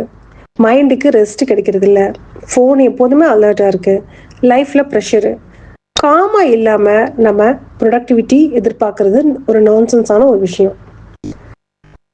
கார்டிசால் டிடாக்ஸ் பண்ணலைன்னா சின்ன ஏஜில் கூட ஒரு burn out, anxiety, emotional numbness இது எல்லாமே வரும். காமான மைண்ட் அப்படிங்கிறது லக்ஸரி கிடையாது. அது ஒரு சர்வைவல் ஸ்கில். இப்போ கார்டிசால்னா என்னன்னு பார்க்கலாமா? கார்டிசால் அப்படிங்கிறது நம்மளுடைய உடம்புல ஏற்படுற அட்ரினல் கிளாண்ட் வெளியேற ஒரு ஸ்ட்ரெஸ் ஹார்மோன். அது எப்போ வரும்னு பார்த்தீங்கன்னா, ஒரு ஆபத்து வந்தால் நம்ம உடனே ஆக்ட் பண்ணுறதுக்காக அந்த ஹார்மோன் சுரக்கும். எக்ஸாம், டெட்லைன், ஃபியர், டென்ஷன் இது எல்லாம் வந்துச்சுன்னு சொன்னால் கார்டிசால் ரைஸ் ஆகும். ப்ராப்ளம் என்னென்னா, short term stress hormone long term stay ஆயிடுச்சுன்னு சொன்னால் அப்போது காம் போயிடும், தூக்கம் போயிடும், ஃபோக்கஸ் போயிடும், பாடி வெயிட் ஏறிடும், பிபி, சுகர் எல்லாமே டிஸ்டர்ப் ஆகும். கார்டிசால் இட்ஸ் எனிமி கிடையாது. கார்டிசால் இல்லாத கண்ட்ரோல் இல்லாத கார்டிசால் தான் எனிமி. Cortisol detox. இந்த டீடாக்ஸ் என்ன பண்ணணும்னு பண்ணால், இது ஒரு மாத்திரை சாப்பிட்ற மாதிரி கிடையாது. இது ஒரு லைஃப் ஸ்டைலை ரீசெட் பண்ணுற மாதிரி. நம்மளுடைய மைண்டை கான்ஸ்டண்ட்டாக ஒரு அலர்ட் மோட்லேயே இருக்கும்போது அதை ஒரு சேஃப் மோடுக்கு கொண்டு வர்றது தான் ப்ராசஸ்.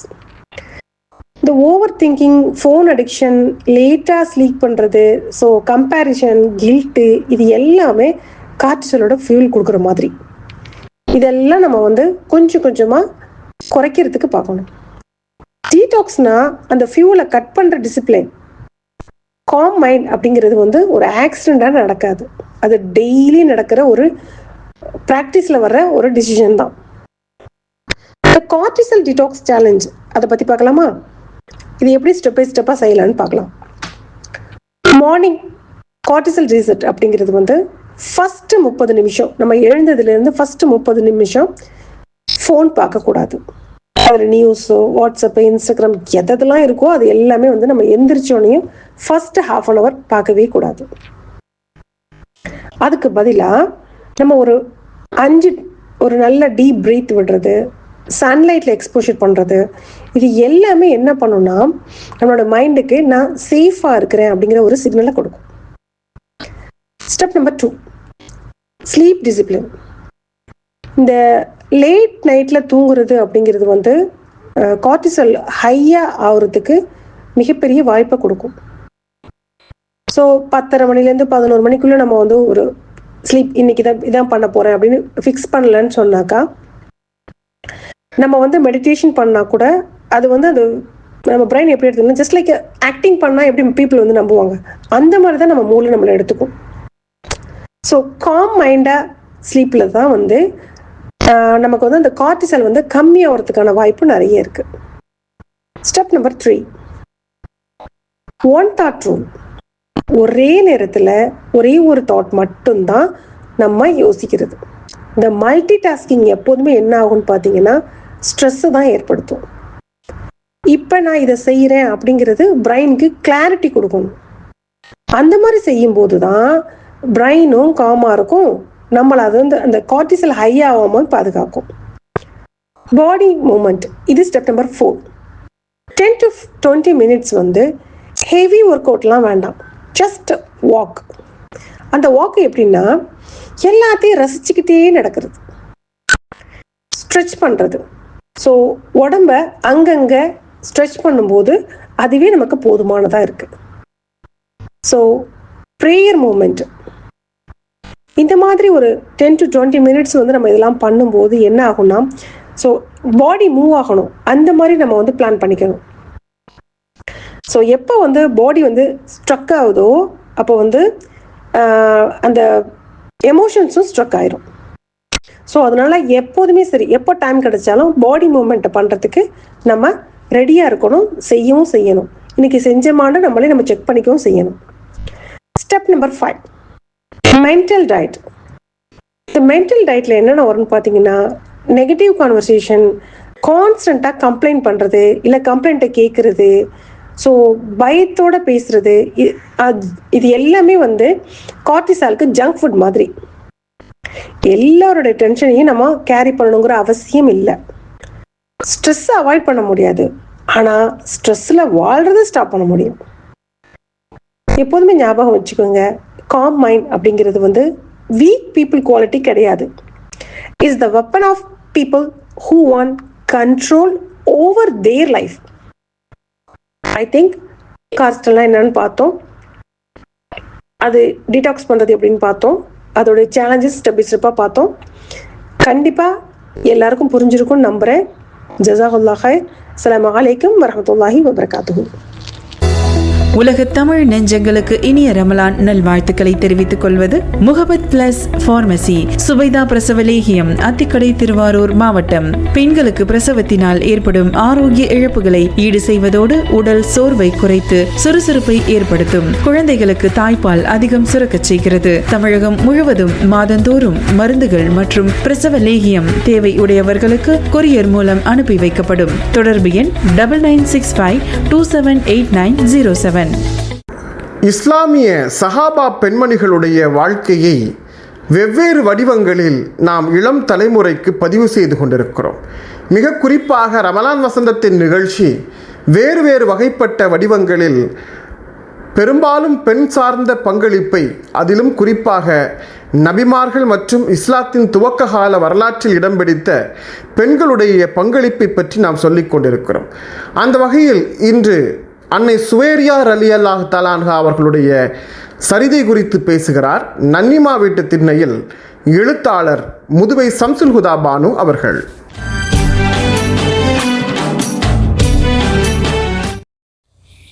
இசை முரசு எஃப்எம் இணைய வானொலி அன்பு நேயர்கள் அனைவருக்கும் அஸ்ஸலாமு அலைக்கும் வரஹ்மத்துல்லாஹி வபரகாத்துஹு. நோம்பு வந்ததும் போதும், மத்தியானம் 2 மணிக்கு இந்த குமரிக ஊருணியில் கொட்ட முடிக்க வந்துடுறாளுகம்மா. ஜமாத்தில் ஆம்பளை மக்கள் நோம்புல மத்தியானம் 2 மணிலேருந்து 4 மணி வரைக்கும் மாம்பழை மக்கள் ஊருணி திசை பக்கம் வரக்கூடாதுன்னு சொல்லிவிட்டாக, உத்தரவை போட்டுவிட்டாக. நோம்பு முடிஞ்சது பழையபடி பஜ்ர் பக்கத்தில் தான் இவளுக குளிக்க வருவாளுகம்மா. இப்போ இந்த ஆட்டம் போடுற ஆளுகடி அம்மா. அந்த ஊர்னியில் 2 மணிலேருந்து ஊர்னியை கலக்குறீலடி அம்மா. அடி குமரியலா, கொஞ்சம் அடங்குறீங்களா என்று சொன்ன சலுவா நன்னியிடம், சல்வா பாட்டிமா, சில்லா குமரி, நாங்கள் கொஞ்சம் ஊர்னி தள்ள விளையாடிக்கிறோம், நீங்கள் காலையில் வந்து குளிக்கலாம்ல. நன்னி அதற்கு பதிலாக, அடி குமரியலா, நோன்பு வச்ச உடம்புக்கு சாயங்காலம் குளித்தா கிறக்கம் தெளியும், காலையில் குளித்து ஆளை அசத்தி விடும்ல. ஊரில் வந்து உங்களை பார்த்தது எனக்கும் கொண்டாட்டமாக போச்சு மக்கா. நோன்பு காலம் எம்பூட்டு பகுமானமாக காலமாக போகுது நம்மளுக்கு பாருங்க என சலுவா நன்னி சொன்னதும் இந்த குச்சி விட்டு குமரி, பார்த்துமா பாட்டிமா, எங்களுக்கும் இங்கே ஒரு ஹதீஸு மார்க்க கதை சொன்னால் கேட்டுக்கிட்டே வீட்டுக்கு நாங்களும் குளிச்சுக்கிட்டு கிளம்புவோம்ல. சலுவா பாட்டினா எங்களுக்கும் கொண்டாட்டமாவில் இருக்குது. பாட்டிமா எங்களுக்கு ஒன்றும் மார்க்க கதை ஏதாவது சொல்லுங்க பாட்டிமா என பாட்டிமா சொன்னதும் அத்தனை குமரிகளும் கிளம்பிட்டாகம்மா. பாட்டிமா சொல்லுங்கன்னு கிளம்பிட்டாங்க. சரி நான் சுவரியா ரலியல்லாஹு பற்றி உங்ககிட்ட சொல்கிறேன், அவங்க சரிதான் சொல்கிறேன், கேளுங்க ராசாத்தியெல்லாம். இஸ்லாம் மார்க்கம் அரபியாவில் பெரும்பாலான பக்கம் ரொம்ப வேகமாக பரவுன காலத்தில் மதீனா நகரம் இஸ்லாமிய தலைநகரமாக மாறுச்சான். அப்போது இஸ்லாமிய சாம்ராஜ்யமாக அப்படி ஆரம்பித்தப்போ இஸ்லாமிய படைகள் 4 பக்கமும் போய் அவங்க உறங்காமல் செஞ்ச பிரச்சாரம் அம்புட்டு பண்ணியிருக்காங்கம்மா. இம்புட்டு கஷ்டப்பட்டுருக்காங்க பாருங்க. அல்லாஹ் உதவியை கொண்டு இஸ்லாம் மார்க்கம் வெகுவாக பரவுச்சான். ஏக இறைவன் ஒருவனேங்கிற நம்பிக்கையை மக்கள் ஏற்றுக்கிற ஆரம்பிச்சிட்டாங்க. இந்த நிலையில் பனு முஸ்தலாக் கோத்திரத்து தலைவராக இருந்த ஹாரித் பின் அபிதருங்கிறவங்க என்ன பண்ணியிருக்காங்க, பெருஞ்செல்வம் பலத்த வீரம் உள்ளவங்களாம், ரொம்ப கர்வம் பிடிச்சவங்களாம் அம்மா. அப்படி இருந்திருக்காங்க அவங்க மகனே சுவைரியார் ரலியல்லாஹு அம்மா. சுவைரி அம்மா செழுப்பில் இளவரசி மாதிரி வளர்ந்தவங்களாம். ரொம்ப ரொம்ப அழகான பொண்ணாம்மா, புத்தி கூர்மை, இந்த மொழியிலெல்லாம் இலக்கியம்லாம் அம்புட்டு அறிவா அவங்களுக்கும். சுவேரி அம்மையாரோட அத்தா ஹாரித் அவங்க மதினா நகர இஸ்லாமிய மார்க்க மக்களோட போர் புரிய ஏற்பாடை செஞ்சு பலமாக ரொம்ப செஞ்சுருக்காங்க. நாயங்க இதை அறிஞ்சு அவங்களும் தயாராக தோழர்களோட அண்ணன் ஆயிஷாவும் கூடவே போயிருக்காங்கம்மா. சென்று போர் புரிய தயாராகி போரும் நடக்குது. இறுதியில் கண்மணி நாயங்க பக்கம் வெற்றி கிடச்சி போரில் பிடிபட்ட கைதிகளில் நம்ம சுவேரி அம்மாவும் இருந்திருக்காங்க. அப்போ அவங்க சுவேரி அம்மாவுக்கு கல்யாணம் செஞ்சு அவங்க கணவர் அந்த போரில் இறந்துருக்காங்க. போரில் இறந்து அவர்கள் உயிர் நீத்திருக்காங்க. இந்நாளில்லாஹி வ இன்னா இலைஹி ராஜிஊன்.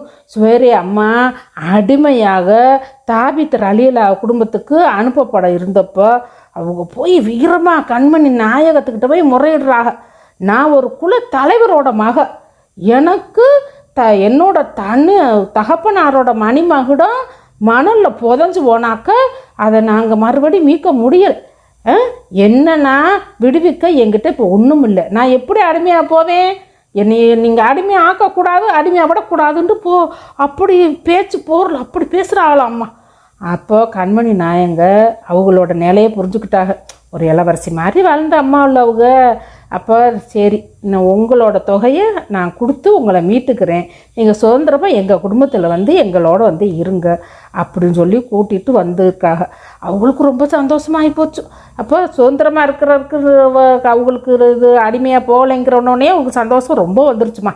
அதுக்கப்புறம் அவங்க நாயகங்களே அவங்கள ஏற்றுக்கிட்டு அவங்கள கல்யாணம் முடிச்சுக்கிறாங்க. முடித்தோடனே ரொம்ப பொறுமையாக சபுரா இஸ்லாத்தை ஏற்றுக்கிட்டாங்க. அவ்வளோ ஒரு பொறுமையாக இருந்திருக்காங்கம்மா அம்மா. அவ்வளோ ஒரு தொழுகை வணக்கம் அவங்களுக்கு இருந்திருக்கு. கண்மணி நாயகத்தோட மனைவி ஆனால் அப்போ எப்படி இருப்பாங்க சொல்லுங்க?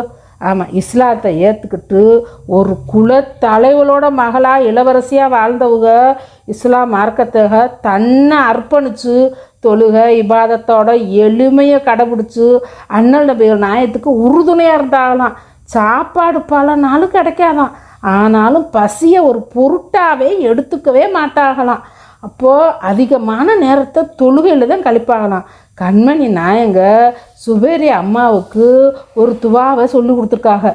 சுபானல்லாஹி வ பிஹம்திஹி அதத கல்கிஹி வரிழா நப்சிஹி வசீனத்த அர்ஷிஹி வ மிதாத கலிமாத்திஹி.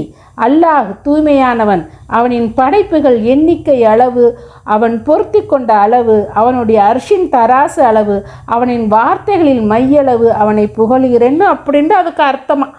அப்படி ஒரு துவாவே சொல்லி கொடுத்து அவங்களுக்கு அந்த துவாவை வந்துக்கிட்டு சுவேரி அம்மா தான் வெளிப்படுத்தியிருக்காங்க. பார்த்துக்கங்க, இது மாதிரி தாம்மா நீங்களும் இருக்கணும். நேர்வழியை பின்பற்றி நல்ல மக்களாக வாழுங்கடி மக்கா.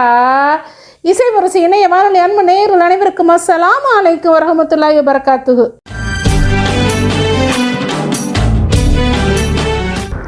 இறைப்பற்றை சோதிப்பதற்காக நபி இப்ராஹிம் அவர்களுக்கு இறைவன் ஏராளமான சோதனைகளை வைத்தான். அந்த சோதனைகளிலெல்லாம் நபி இப்ராஹிம் அலைஹிஸ்ஸலாம் அவர்கள் வெற்றி பெற்றார்களோ இல்லையோ, அவர்களை மணந்து கொண்ட ஹாஜரா அம்மையார் அவர்கள் மிகப்பெரிய வெற்றியை பெற்றார்கள். அனாந்தர பாலைவனம் ஒன்றில் மனைவி மக்களை விட்டுவிட்டு திரும்பி பார்க்காமல் நடந்துவிட வேண்டும் என்பது உத்தரவு.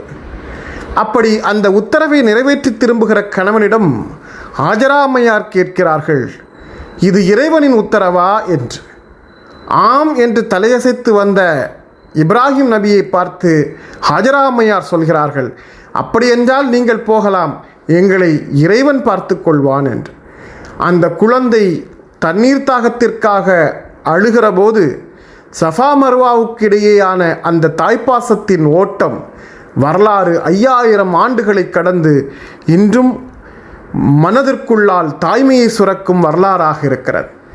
இந்த உருக்கமான சம்பவத்தை எத்தனையோ ஹதீஸுகளில் கேட்டிருப்போம், ஆண்டு தவறாமல் ஹஜ்ஜி பெருநாள் மேடைகளில் கேட்டிருப்போம். ஆனால் மலையாள பாடல் ஒன்று மிக உருக்கமாக மாப்பிளா பாடு வகைராவில் மிக அற்புதமாக இசைக்கோர்த்து தந்திருக்கிறார்கள். இதோ அந்த அழகான பாடலை தருவதற்காக திருவிதாங்கோடு இஸ்லாமிய மாதிரிப்பள்ளி மாணவியர்கள் பூமுத்து ஹாஜரா பாடலை பாடுவதற்காக வருகிறார்கள். திருவிதாங்கோடு இஸ்லாமிய மாதிரிப்பள்ளியின் மாணவியர்கள் ஃபஜிகா ஃபாத்திமா, ஹனா ஃபாத்திமா, அனல் சரீதா, அல்ஃபியா ஆகியோர் இணைந்து தருகிறார்கள்.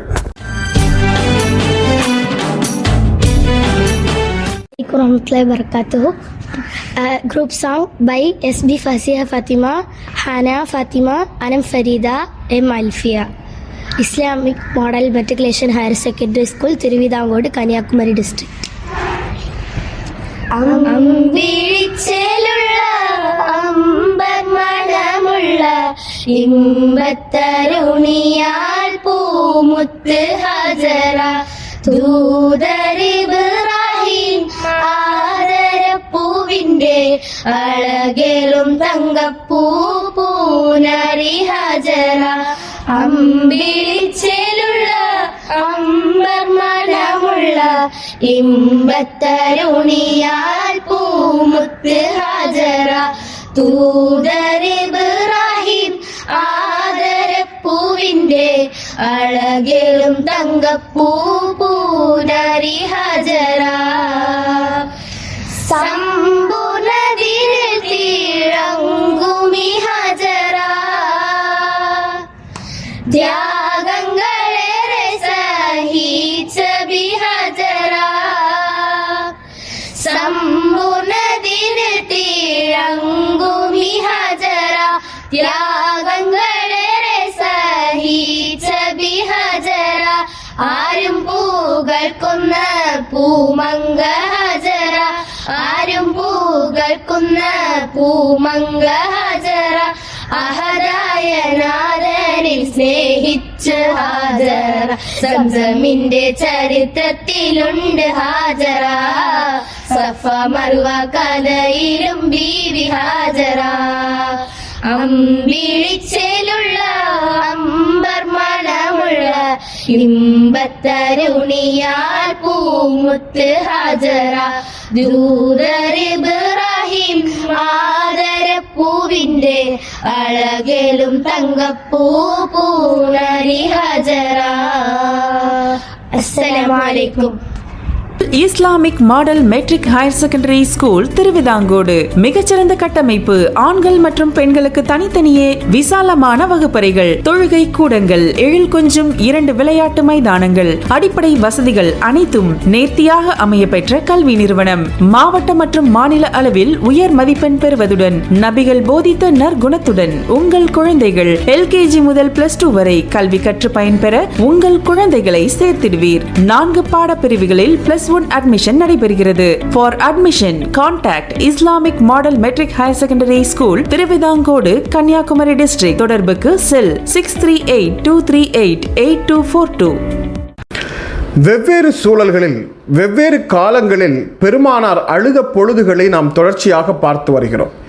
யார் யாருக்காகவோ சொரிந்த கண்ணீர் தன்னை ஈண்டெடுத்த தாய்க்காக சொரிந்திருக்காதா?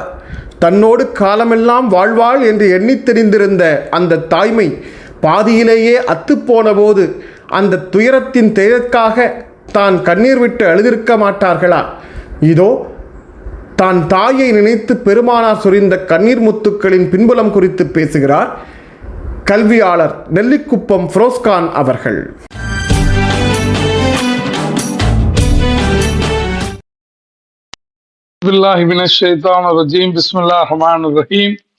அஸ்ஸலாமு அலைக்கும் வரஹ்மத்துல்லாஹி வபரகாத்துஹு. அன்பார்ந்த சகோதர சகோதரிகளே, அருமை தலைவர் அழுத பொழுதுகள் எனும் தலைப்பில் இன்றைய தினம் தன்னுடைய தாயை நினைத்து பெருமானார் அவர்கள் அழுதை குறித்து பார்க்க இருக்கிறோம். ஒரு தடவை நபி ஸல்லல்லாஹு அலைஹி வஸல்லம் அவர்கள் தமது தாயுடைய மன்னரைக்கு சென்றார்கள். அங்கு சென்றதும் நபி அவர்கள் அழுதார்கள். தொடர்ந்து அழுது கொண்டே இருந்தார்கள். நபிகளால் அழுவதை பார்த்த மற்ற நபித்தோழர்களும் அழுதார்கள். பின்னர் நபி ஸல்லல்லாஹு அலைஹி வஸல்லம் கூறினார்கள், எனது இறைவனிடத்திலே எனது தாயாருக்கு பாவ மன்னிப்பு கேட்டு பிரார்த்தனை செய்வதற்காக அனுமதி கோரினேன். எனது இறைவன் அனுமதி தரவில்லை. பின்னர் எனது தாயின் மன்னரையை தரிசிக்க அனுமதி கேட்டேன். எனக்கு அனுமதி வழங்கப்பட்டது. எனவே மன்னரைகளுக்கு செல்லுங்கள், அது உங்களுக்கு மரணத்தை நினைவூட்டும் என்று சொன்னார்கள். அன்றைக்கு பெருமானார் அழுததை போல ஒரு நாளும் நபிகள் நாயகம் ஸல்லல்லாஹு அலைஹி வஸல்லம் அழுது நாங்கள் பார்த்ததில்லை என்பதாக நபித்தோழர்கள் கூறுகிறார்கள். ஒரு மகனுக்கு ஒரு தாயிடத்தில் எவ்வளவு அன்பும் பாசமும் இருக்குமோ அதுதான் எனக்கு இருக்கிறது, எனது அழுகையின் காரணம் அதுதான் என்பதாக நபிகளார் அவர்கள் சொல்லுகின்றார்கள். இயல்பாக ஒரு தாயிடத்தில் மகனுக்கு இருக்கக்கூடிய பாசம்தான் நபிகளாருக்கும் இருக்கிறது. அந்த தாய் என்பை நினைத்துத்தான் திருநபி அவர்கள் அழுதிருக்கிறார்கள். எல்லா பிள்ளைகளுக்கும் கிடைத்ததை போல சிறு வயதில் தமக்கும் அந்த தாய் என்பு கிடைக்கவில்லையே என்பதை எண்ணி அண்ணலார் அழுதிருப்பார்களோ? மக்கத்து வீதிகளிலே சிறார்கள் எல்லாம் தங்களுடைய பெற்றோருடைய கைப்பிடித்து நடக்க தமக்கு மட்டும் அந்த பேரு கிடைக்கவில்லையே என்று ஏங்கி ஏங்கி எழுதியிருப்பார்களோ? அம்மா அம்மா என்று ஒவ்வொரு குழந்தையும் தனது தாயை அழைக்க தன்னை மட்டும் சிறு வயதிலேயே தனியாக விட்டு சென்றார்களே என்ற தவிப்பில் எழுதியிருப்பார்களோ? என்னதான் அவர்கள் இறை தூதர் என்றாலும் அவர்களுக்கும் ஒரு தாய் பெற்றெடுத்த பிள்ளைதானே. சிறு வயதிலேயே தாயை பிரிந்து தவிப்பும் அவர்களுக்கு இருந்திருக்காதா? ஏனென்றால் ஒரு தாயிலிருந்துதான் தலைமுறை தொடங்குகிறது. அதனால்தான் அல்லாஹ் ரப்பல் ஆலமீன் இறைவனுக்கு அடுத்தபடியாக நன்றி செலுத்த வேண்டியது பெற்றோர்களுக்கு, அதிலும் குறிப்பாக அம்மாவுக்கு என்பதாக சொல்லி காட்டுகிறான். அதனால்தான் நபிகளார் அவர்கள் தாயுடைய காலடியில் சேயின் சூனம் இருக்கிறது என்று சொல்லி காட்டினார்கள். 2ஆம் உலகப் போரில் ஆயிரக்கணக்கில் மக்களை கொன்று குவித்த ஹிட்லரின் இதயத்தில் கூட இறுதி வரைக்கும் தாய் பாசத்தின் ஈரம் இருந்திருக்கிறது. அப்படி என்றால் தாய் என்பை என்னவென்று சொல்லுவார்கள். சோறு சுவையாக இருந்தால் அப்பா சாப்பிடுவார், சோறு சூடாக இருந்தால் அக்கா சாப்பிடுவாள், ஆனால் சோறு மிச்சம் இருந்தால் மட்டுமே அம்மா சாப்பிடுவாள். இவள்தான் அம்மா. உலகத்தில் நல்ல பிள்ளை கெட்ட பிள்ளை என்று நாம் பிள்ளைகளை சொல்ல முடியும், ஆனால் நல்ல தாய் கெட்ட தாய் என்று சொல்ல முடியாது. என்றால் தாய் என்றாலே அவள் நல்லவள் தான். தாய் என்றாலே அவள் தியாகம் செய்யக்கூடியவள் தான். நாம் சிறுவர்களாக இருந்த போது அவர்கள் நம் மீது காட்டிய கருணைக்காக, நம்மை வளர்த்து ஆளாக்குவதற்காக அவர் பட்ட இன்னல்களுக்காக, நமக்காக அவர்கள் விழித்திருந்த தூங்காத இரவுகளுக்காக நாம் அவர்களை அவர்களுடைய முதிய வயதில் பராமரிக்க வேண்டிய கடமை நமக்கு இருக்கின்றது.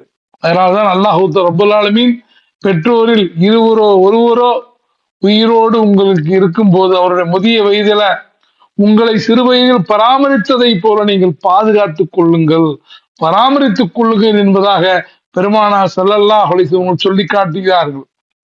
அந்த தாயுடைய அன்புக்கு பகரமாக நாம் எதை கொடுத்தாலும் ஈடாகி விட முடியாது.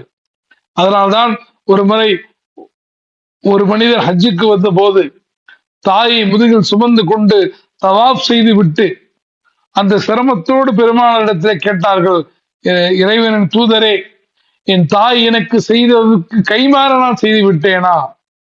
அப்போது பெருமானார் ஸல்லல்லாஹு அலைஹி வஸல்லம் அவர்கள் அந்த முதிய தாயை சுமந்து வந்த அவருடைய தியாகத்தை கருத்தில் கொண்டே சொன்னார்கள், உன்னுடைய தாயுடைய வயிற்றில் இருந்த போது ஒரு உதையிட்டு உதைத்தாயே, அதற்கு இது அத்தனையும் ஈடாக என்று சொன்னார்கள் என்றால் நாம் எல்லாம் எந்த அளவுக்கு தாயை மதிக்க வேண்டிய நிலையில் இருக்கிறோம் என்பதை நாம் சிந்தித்து பார்க்க வேண்டும். ஒரு முறை பெருமானார் ஸல்லல்லாஹு அலைஹி வஸல்லம் அவர்கள் அன்னை ஆயிஷா அவர்களிடத்தில் சொல்லி காட்டுகிறார்கள், தூக்கத்தில் எனக்கு சோனம் எடுத்து காட்டப்பட்டது. அங்கு அழகிய குரலில் ஒரு குர்ஆனை ஓதி கொண்டிருந்தார். யார் இவர் என்று கேட்டேன். ஹாரிசா பின் உமான் என்று சொன்னார்கள். ஹாரிசா பின் உமானுக்கு இவ்வளவு பெரிய பேர் எப்படி கிடைத்தது என்று கேட்டபோது தமக்கு தாய்க்கு செய்த பணிவிடையின் காரணத்தினால் என்று சொல்லப்பட்டது. தாய்க்கு செய்யும் பணிவிடையின் வெகுமதி இவ்வாறுதான் இருக்கும். ஹாரிசா அவர்கள் தமது தாய்க்கு தாமிய தலைவாரி தமது கைகளால் உணவு ஊட்டக்கூடியவராக இருந்தார்கள். அதனால்தான் தாய்க்கு செய்த சிறப்பின் காரணத்தினால் குர்ஆனை சூனத்தில் ஓதக்கூடிய பாக்கியம் கிடைத்தது என்பதாக பெருமானார் ஸல்லல்லாஹு அலைஹி வஸல்லம் சொன்னார்கள். அந்த அடிப்படையிலே நாமும் தாய் சொல்லை தட்டாத பிள்ளைகளாக, தாயுடைய மெல்லிய உணர்வுகளை மதித்து நடக்கக்கூடிய பிள்ளைகளாக, வாழக்கூடியவர்களாக நம்மை அல்லாஹ் ரப்பல் ஆலமீன் மாற்றுவானாக. வாஹிரு தஅவானா அல்ஹம்துலில்லாஹி ரப்பில் ஆலமீன். அஸ்ஸலாமு அலைக்கும் வரஹ்மத்துல்லாஹி வபரகாத்துஹு.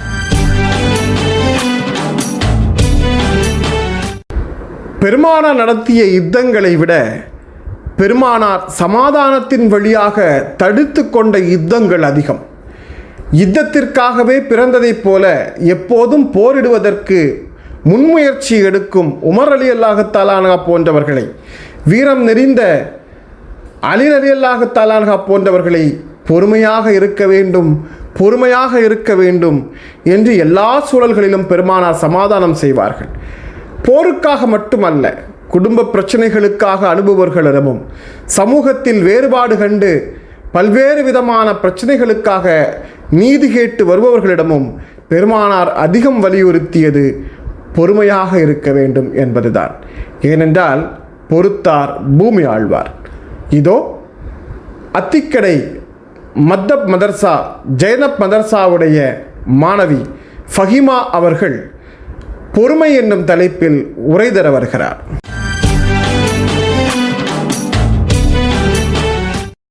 அஸ்ஸலாமு அலைக்கும் வரஹ்மத்துல்லாஹி வபரகாத்துஹு.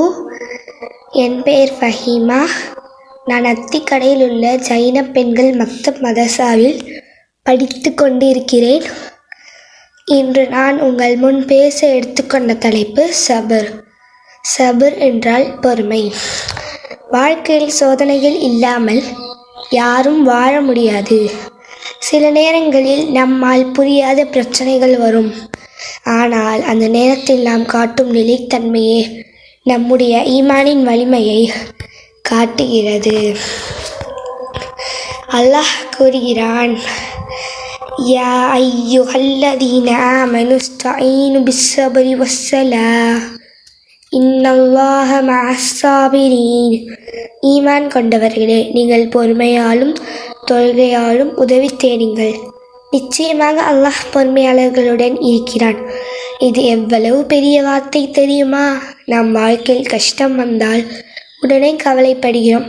ஆனால் அல்லாஹ் சொல்கிறான், நான் பொறுமையாளர்களுடன் இருக்கிறேன் என்று. அல்லாஹ் நம்முடைய இருந்தால் நமக்கு என்ன பயம்? அல்லாஹ் கூறுகிறான், வலனஃப்லுவன்னகும் பிஷைஇம் மினல் கௌஃபி வஜ்ஜூஅ. நிச்சயமாக நாம் உங்களை அச்சம், பசி, செல்வ இழப்பு, உயிரிழப்பு, விளைச்சல் இழப்பு போன்றவற்றால் சோதிப்போம்.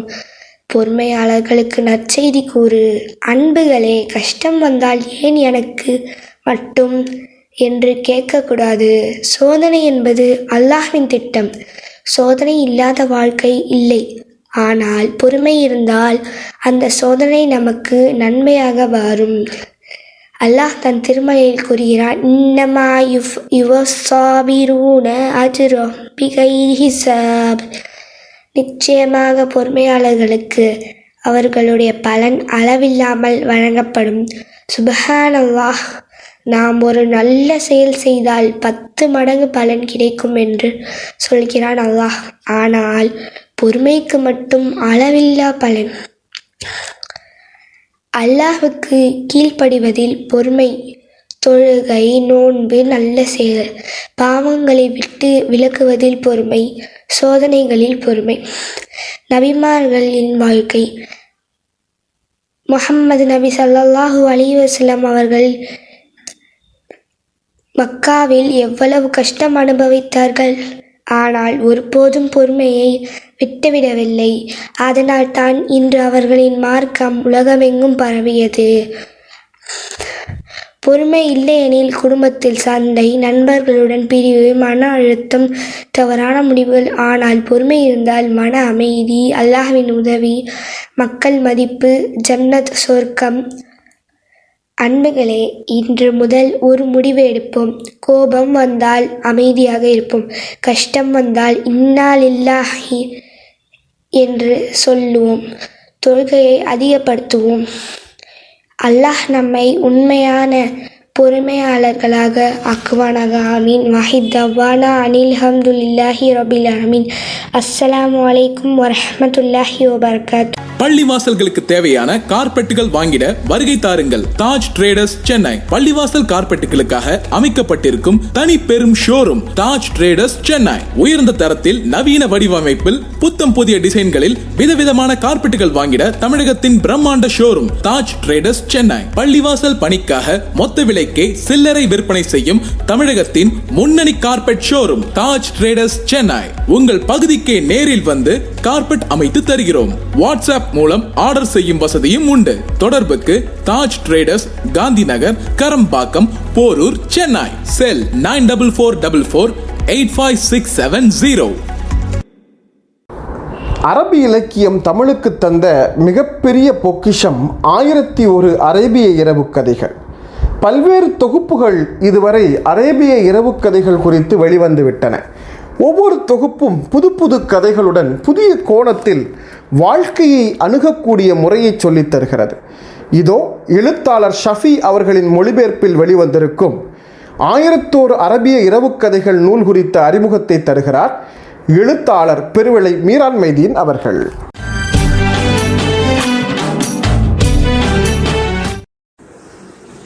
நண்பர்களே, அருமைக்குரிய நண்பர் ஷஃபி அவர்களுடைய மொழிபெயர்ப்பில் 1001 அரேபிய இரவு கதைகளை உயிர்மை பதிப்பகம் வெளியிட்டிருக்கிறது. சில தினங்களாக வாசித்த போது இதற்கு முன்னால் வாசித்த இந்த கதைகளை எல்லாம் இதற்கு முன்னால் வாசித்த அந்த வாசிப்பு அனுபவங்களிலிருந்து முற்றிலும் ஒரு புதிய அனுபவமாக மிக நெருக்கமானதாக இந்த நூல் இப்போது நமக்கு அமைந்திருக்கிறது. தமிழில் ஏராளமான மொழிபெயர்ப்புகள் பல தளங்களில் இந்த 1001 இரவு அரேபிய இரவு கதைகளை பற்றிய குறிப்புகளோ செய்திகளோ நிறைய இருந்தாலும் கூட இது ஒரு முற்றிலும் முழுமையான ஒரு தொகுதியாக வந்திருக்கிறது, சில பகுதிகளை உள்ளடக்கி. அந்த அரபுலக பின்னணியில் இரவுகள் ரொம்பவும் முக்கியத்துவமானது. அவர்களுடைய வாழ்க்கை முறையிலேயே ஒரு நாள் என்பது இரவிலிருந்து தான் அவர்களுக்கு துவங்குகிறது. சந்திர கணக்கின் அடிப்படையிலே நாள் துவங்குகிற காரணத்தால் இரவிலிருந்து துவங்குகிறது. அதுபோல அவர்களுடைய இஸ்லாமிய அந்த பின்புலங்களிலே நிறைய புனிதமான இரவுகள் கொண்டாடப்படக்கூடிய இரவுகளும் இருக்கிறது. லைலத்துல் கதிரி என்று சொல்லப்படக்கூடிய ஓரிரவை குறிப்பிடுகிற பொழுது அது 1000 இரவுகளை விடவும் சிறந்த ஒரு இரவு என்று ஒரு குறிப்பு சொல்லப்படுகிறது. இதுபோல நிறைய இரவுகள் பற்றிய பேச்சும் நிறைய கதைகளும் அங்கே இருக்கிறது. இந்த 1001 அரேபிய கதைகள் என்கின்ற இந்த பகுதியை நாம் இந்த இரவுகளோடு சமன்படுத்தி பார்க்க முடியும். அல்ஃப் லைலா வ லைலா, 1000 இரவுகளும் மேலும் ஒரு இரவு என்று அரபியில இருந்து இது மொழிப்படுத்தலாம். ஷராயர், ஷாஷமான் என்கிற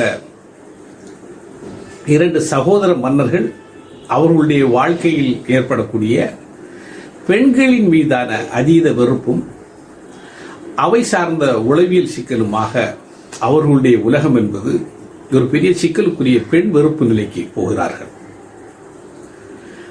அவர்கள் பிற்பாடு ஒரு பெண்ணை திருமணம் செய்து அந்த திருமணம் செய்த அந்த இரவிலேயே அவர்களோடு வாழ்ந்துவிட்டு விடுவதற்கு முன்னால் அவர்களை கொன்றொழிப்பதையே தங்களுடைய கொள்கையாக தங்களுடைய விஷயமாக வைத்திருக்கக்கூடியவர்கள். அப்படிப்பட்ட அந்த பெண்ணின் மீதான அதீத வெறுப்புடைய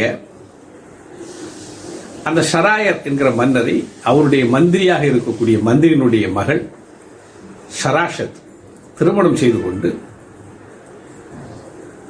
அவருக்கு இரவுகளில் கதை சொல்ல துவங்குகிறார். அந்த முற்றுப்பெறாத கதையாக அது ஒவ்வொரு நாட்களும் அந்த கதை இன்னொரு ஆர்வத்தை தூண்டி அவர் அந்த கதையினுடைய தொடர்ச்சியை கேட்பதற்காக அந்த ஷராஷத்தினுடைய வாழ்க்கை என்பது நீண்டு போகிறது. இதுதான் 1001 அரேபிய இரவுகள் கதையினுடைய மிக முக்கியமான ஒரு களமாக நாம் பார்க்கலாம். இவைகளுக்குள்ளால் சொல்லப்படக்கூடிய கதைகள், இவைகளுக்குள்ளால் பேசப்படக்கூடிய ஏராளமான கதைகள் என்பது ஒரு பெரிய கதை குவியலாக அந்த மண்ணிலிருந்து கிடைத்திருப்பதை பார்க்க முடியும். பல நூறாண்டுகள் தொன்மம் வாய்ந்தது. அரபிலே இருந்து அது ஐரோப்பிய மொழிகளுக்கு போய் அங்கிருந்து பிறகு தமிழுக்கு வந்து நல்லவைகளுக்கு நிறைய உரிமையாளர்கள் உண்டு என்பது போல இவைகள் மீது பல்வேறு விதமான பண்பாட்டு சொருகல்கள் எல்லாம் நிகழ்ந்த போதிலும் கூட அது இன்றளவிலும் தனித்துவமான ஒரு கதை உலகமாக இயங்கிக் கொண்டிருப்பதையும் நாம் பார்க்க முடியும். அந்த அரபு மரபிலே இதுபோல மசாலாக்கள், கிஷாக்கள் என்று சொல்லப்படக்கூடியது 100 மசாலா என்று ஒரு கதை, ஒரு அமைப்பு உண்டு. ஒரு மகாராணி ஒரு விடுகதை போடுவாள். அந்த விடுகதையினுடைய விடையை சொல்லக்கூடியவனை அவள் திருமணம் செய்து கொள்வதாகவும், விடையை சொல்ல முடியாதவர்களுடைய தலையை அவள் வெட்டி விடுவதுமாக அவள் 100 விடுகதைகளை போடுகிறாள். 100 பேரை கொன்றுவிட்டு 101ஆவதாக சாதாரணமான ஒருவன் புதிய விடுகதை போட்டு அந்த மகாராணியை திருமணம் செய்து கொள்வதாக 100 மசாலா என்று அந்த கதை அமைப்பில் இருக்கிறது. இதுபோல 1000 மசாலாக்கள் என்று சொல்லக்கூடிய கதையும் ஒரு பகுதியிலே இருக்கிறது. அதுபோல கிஷாக்கள் என்று சொல்லப்படக்கூடிய கதைகள் கட்டுவது என்பது அந்த மரபிலே நிறைய துன்பங்களோடு நாம் பார்க்கலாம். ஆனால் சஃபி அவர்கள் மொழிபெயர்த்திருக்கக்கூடிய நண்பர் தொடர்ந்து திரைப்படம், உளவியல் ரீதியான அணுகுமுறை, அவை பற்றிய எழுத்துக்கள், உலக சினிமா பற்றிய எழுத்துக்களை எல்லாம் தமிழுக்கு வழங்கி இருக்கக்கூடிய நண்பர் ஷஃபி இந்த மொழிபெயர்ப்பை மிக முழுமையாக அழகாக செய்திருக்கிறார். சில பகுதிகளை இந்த தொகுதியிலே சில பகுதிகள் இருக்கிறது. மிக முக்கியமான ஒரு 5 பகுதிகளை, 5 கதை பகுதிகளை அவர் இதற்குள்ளே பயன்படுத்தி இருக்கிறார். இந்த புத்தக திருவிழா நடைபெறக்கூடிய இந்த நேரத்திலே ஒரு வாசிப்பதற்காகவும் அந்த வாழ்வினுடைய ஒரு இன்னொரு களங்களை, இன்னொரு கலாச்சார பண்பாட்டு கூறுகளை நாம் சுவீகரிப்பதற்காகவும் இந்த நூல் மிகப்பெரிய அளவிலே உதவிகரமாக இருக்கும். 1001 அரேபிய இரவுகள் என்கிற இந்த கதையை பற்றி கேள்விப்படாதவர்கள் யாரும் இருக்க முடியாது. நாம் நிறைய பேர் வாசித்திருக்காவிட்டாலும் கூட ஏதாவது ஒரு வகையில் இந்த கதைகள் நம்மை வந்தடைந்து கொண்டுதான் இருக்கிறது. நாம் தமிழ் சினிமாவை பார்க்கக்கூடிய அந்த பாரம்பரிய தொடர்ச்சியில் அலிபாபாவும் 40 திருடர்களும், அலாவுதீனும் அற்புத விளக்குகளும், இன்னும் சொல்ல போனால் நாம் நாளிதழில் படித்துக் கொண்டிருக்க ஒரு தோற்றக்கதை கன்னித்தீவு என்கிற கதை, இவைகளெல்லாம் அந்த 1001 அரேபிய இரவு கதைகளை தழுவப்பட்டு அல்லது அவைகளிலிருந்து முழுமையாக உள்வாங்கப்பட்டு எடுக்கப்பட்ட சித்திரங்களாக நாம் பார்க்கலாம். இன்னும் கோடி குவிந்து கிடக்கிறது, லட்சக்கணக்கிலே குவிந்து துடிப்படங்காமல் பல நூற்றாண்டுகளை கடந்தும் அவைகள் ஒரு இன்றைக்கு இருக்கக்கூடிய எல்லா நவீன தன்மைகளோடும் அவைகளுக்குள் எல்லா மாந்திரிக யதார்த்தவாதம் அப்படின்னு சொல்லக்கூடிய நிறைய இலக்கிய கூறுகளை உள்ளடங்கி எல்லாவற்றோடும் பொருந்தியும் அது தனித்துவமானதாக இருக்கக்கூடிய ஒன்றை பார்க்க முடியும். மிக முக்கியமான நூல் நண்பர் இதை தமிழுக்கு மிக அழகாக மொழிபெயர்த்து, நிறைய மொழிபெயர்ப்புகளில் பார்த்தீங்கன்னா அந்த பெயர்கள் கூட சரியா இருக்காது. அங்கே சொல்லப்படக்கூடிய அந்த கலாச்சாரம் என்பது இங்கே அவர்கள் இந்த கலாச்சாரத்தோடு உருவாக்கி இணைக்கிற பொழுது நிறைய முரண்பாடுகள் அவைகளுக்குள்ளால் வாசிக்கும் போது நெருக்கடியாக இருக்கும். ஆனால் இவை அவ்வாறான எந்த நெருக்கடியும் இன்றி ஒரு நல்ல வாசிப்புக்கு உகந்த நூலாக மிக நெருக்கமாக நம்முடைய மனதுக்கு மிக நெருக்கத்தில் இந்த வாசிப்பு அமைகிறது என்பதுதான் இந்த மொழிபெயர்ப்பினுடைய சிறப்பாக இருக்கிறது. பள்ளிக்கூட பாடங்களில் பக்தி இலக்கிய பகுதியில் பெரும்பாலும் இஸ்லாமிய இலக்கியத்தில் வைக்கப்படும் பகுதி சீரா புராணத்தில் இடம்பெற்றிருக்கும் பெருமானார் மானுக்கு பிணை நின்ற படலம்தான். ஒருவேளை அது தவறிவிட்டால் உடும்பு பேசிய படலத்திற்கு அந்த பகுதி செல்லும். ஒரு மிக குறுகிய பார்வைதான் இந்த இஸ்லாமிய இலக்கியம் குறித்து பாடநூல் அமைப்பு நிறுவனங்களுக்கும் அது சார்ந்த அமைப்புக்கும் இருக்கிறது என்பதை நாம் நீண்ட காலமாக புரிந்து கொள்கிறோம். இப்படியான புரிதல் மனிதர்களை தாண்டி பிற உயிரினங்கள் மீதும் பெருமானார் மனிதநேயத்தோடு இரக்க குணத்தோடு விளங்கினார் என்பதுதான்.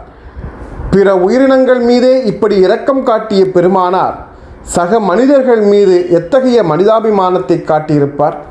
இதோ நபிகளார் பேசிய மனிதம் என்னும் தலைப்பில் உரை தருவதற்காக முத்துப்பேட்டை ரஹ்மத் பெண்கள் மெட்ரிக் மேல்நிலைப்பள்ளி மாணவி வருகிறார்.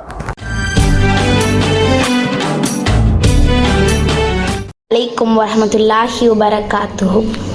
إن الحمد لله نحمده ونستعينه ونستغفره ونعوذ بالله من شرور أنفسنا ومن سيئات أعمالنا من يهده الله فلا مضل له ومن يضلل له فلا هادي له وأشهد أن لا إله إلا الله وأشهد أن محمدا عبده ورسوله.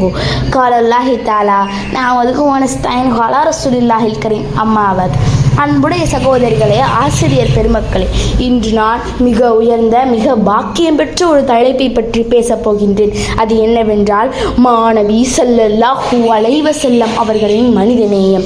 அன்னலாரின் மனிதநேயம் என்பது அனைவருக்கும் மரியாதை அளிப்பது, நீதியுடன் நடந்து கொள்வது, பாதித்தவர்களுக்கு உதவுதல், எதிரிகளை மன்னித்தல், ஏழைகளுக்கு உதவுதல், அனைவரிடமும் நியாயமான முறை நடந்து கொள்ளுதல் போன்றவையாகும்.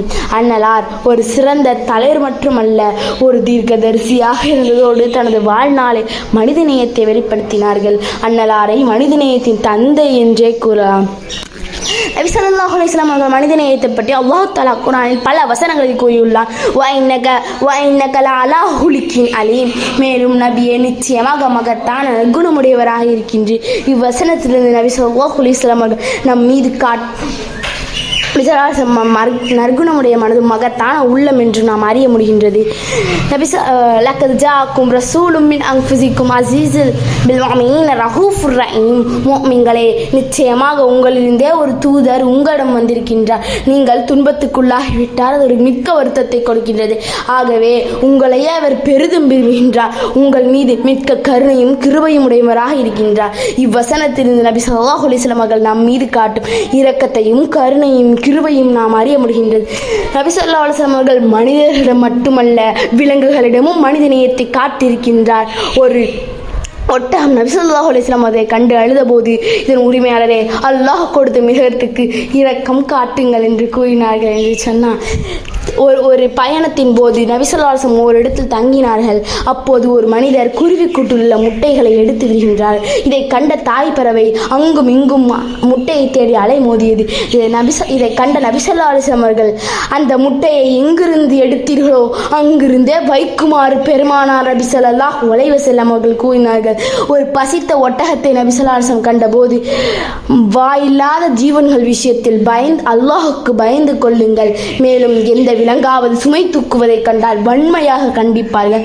மனிதர் அல்லாதவைக்கு கூட இவ்வளவு இரக்கம் காட்டியவர் மனிதருக்கு எவ்வளவு இரக்கம் காட்டியிருப்பார் என்று சிந்தியுங்கள். அப்படிப்பட்ட உள்ளம் நபி ஸல்லல்லாஹு அலைஹி வஸல்லம் அவர்களுக்கு.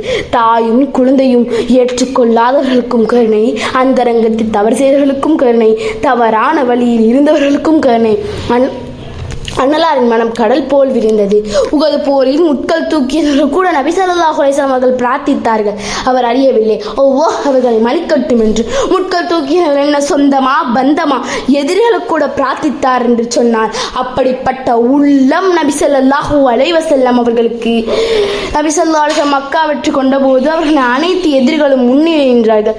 அனைவரையுமே கருணை வடிவிலேயே மன்னிப்பு வழங்கிவிட்டார்கள் கூறுகின்றது வரலாறு. ஒரு யூத பெண் நபி ஸல்லல்லாஹு அலைஹி வஸல்லம் கொல்ல வேண்டும் நோக்கில் விஷம் தேய்க்கப்பட்ட ஆட்டை கொண்டு வந்து நபி ஸல்லல்லாஹு அலைஹி வஸல்லம் கொடுக்கின்றார். நபி ஸல்லல்லாஹு அலைஹி வஸல்லமும் அதை உண்டு விடுகின்றார்கள். இதை அறிந்த சஹாபாக்கள் பெண்மணி நபி ஸல்லல்லாஹு அலைஹி வஸல்லம் அழைத்து வந்து, இவை நாங்கள் கொலை செய்து விட்டுமா என்று கேட்டார்கள்.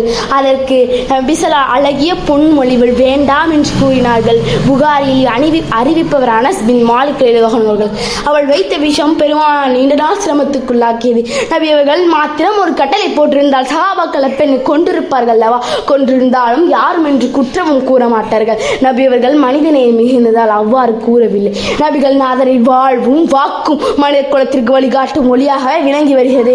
நாம் அனைவரும் பின்பற்றுவதற்கு அழகிய முன்மாதிரியாக நபி ஸல்லல்லாஹு அலைஹி வஸல்லம் அவர்கள் விளங்கி வருகின்றார்கள். நபி அவர்களின் முகத்தில் எப்போதும் புன்னகை, நபி அவர்கள் நெஞ்சில் எப்போதும் கருணை. எனவே நபி அவர்கள் மனிதநேயத்தை உணர்ந்து அதை பின்பற்றி வாழ்ந்தால்தான் தமது வாழ்க்கை வளமாக இருக்கும். எனவே நாமும் மனிதநேயத்தை பின்பற்றி வாழ்வோமாக. ரப்புல் ஆலமீன் நாம் மீண்டெடுத்த தாய் தந்தையர்கள், உலகத்தில் உண்டான முஸ்லிமான பெண் அத்தனை பேர்களையுமே ஈமானோடு முடிவு பெற செய்வானாக. ஆமீன். அல்ஹம்துலில்லாஹி ரப்பில் ஆலமீன். அஸ்ஸலாமு அலைக்கும்.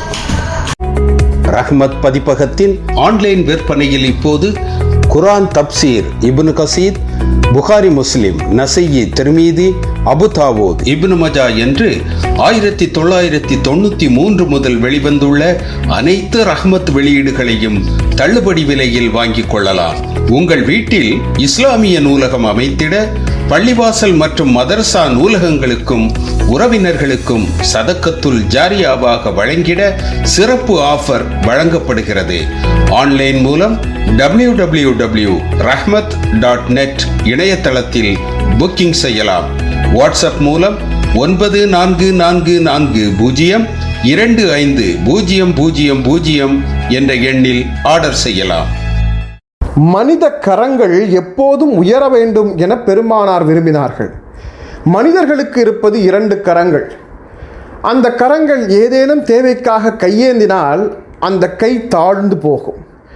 கொடுக்கும் கைகள் எப்போதும் உயர்ந்து நிற்கும்.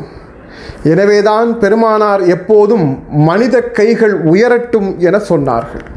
இதோ கொடுக்கும் கரங்களாக இருப்போம் என்னும் தலைப்பில் உரை வழங்குவதற்காக இஸ்லாமிக் கேர்ள்ஸ் ஆர்கனைசேஷன் வேலூர் கிளை உறுப்பினர் ரியா ஃபாத்திமா அவர்கள் வருகிறார்.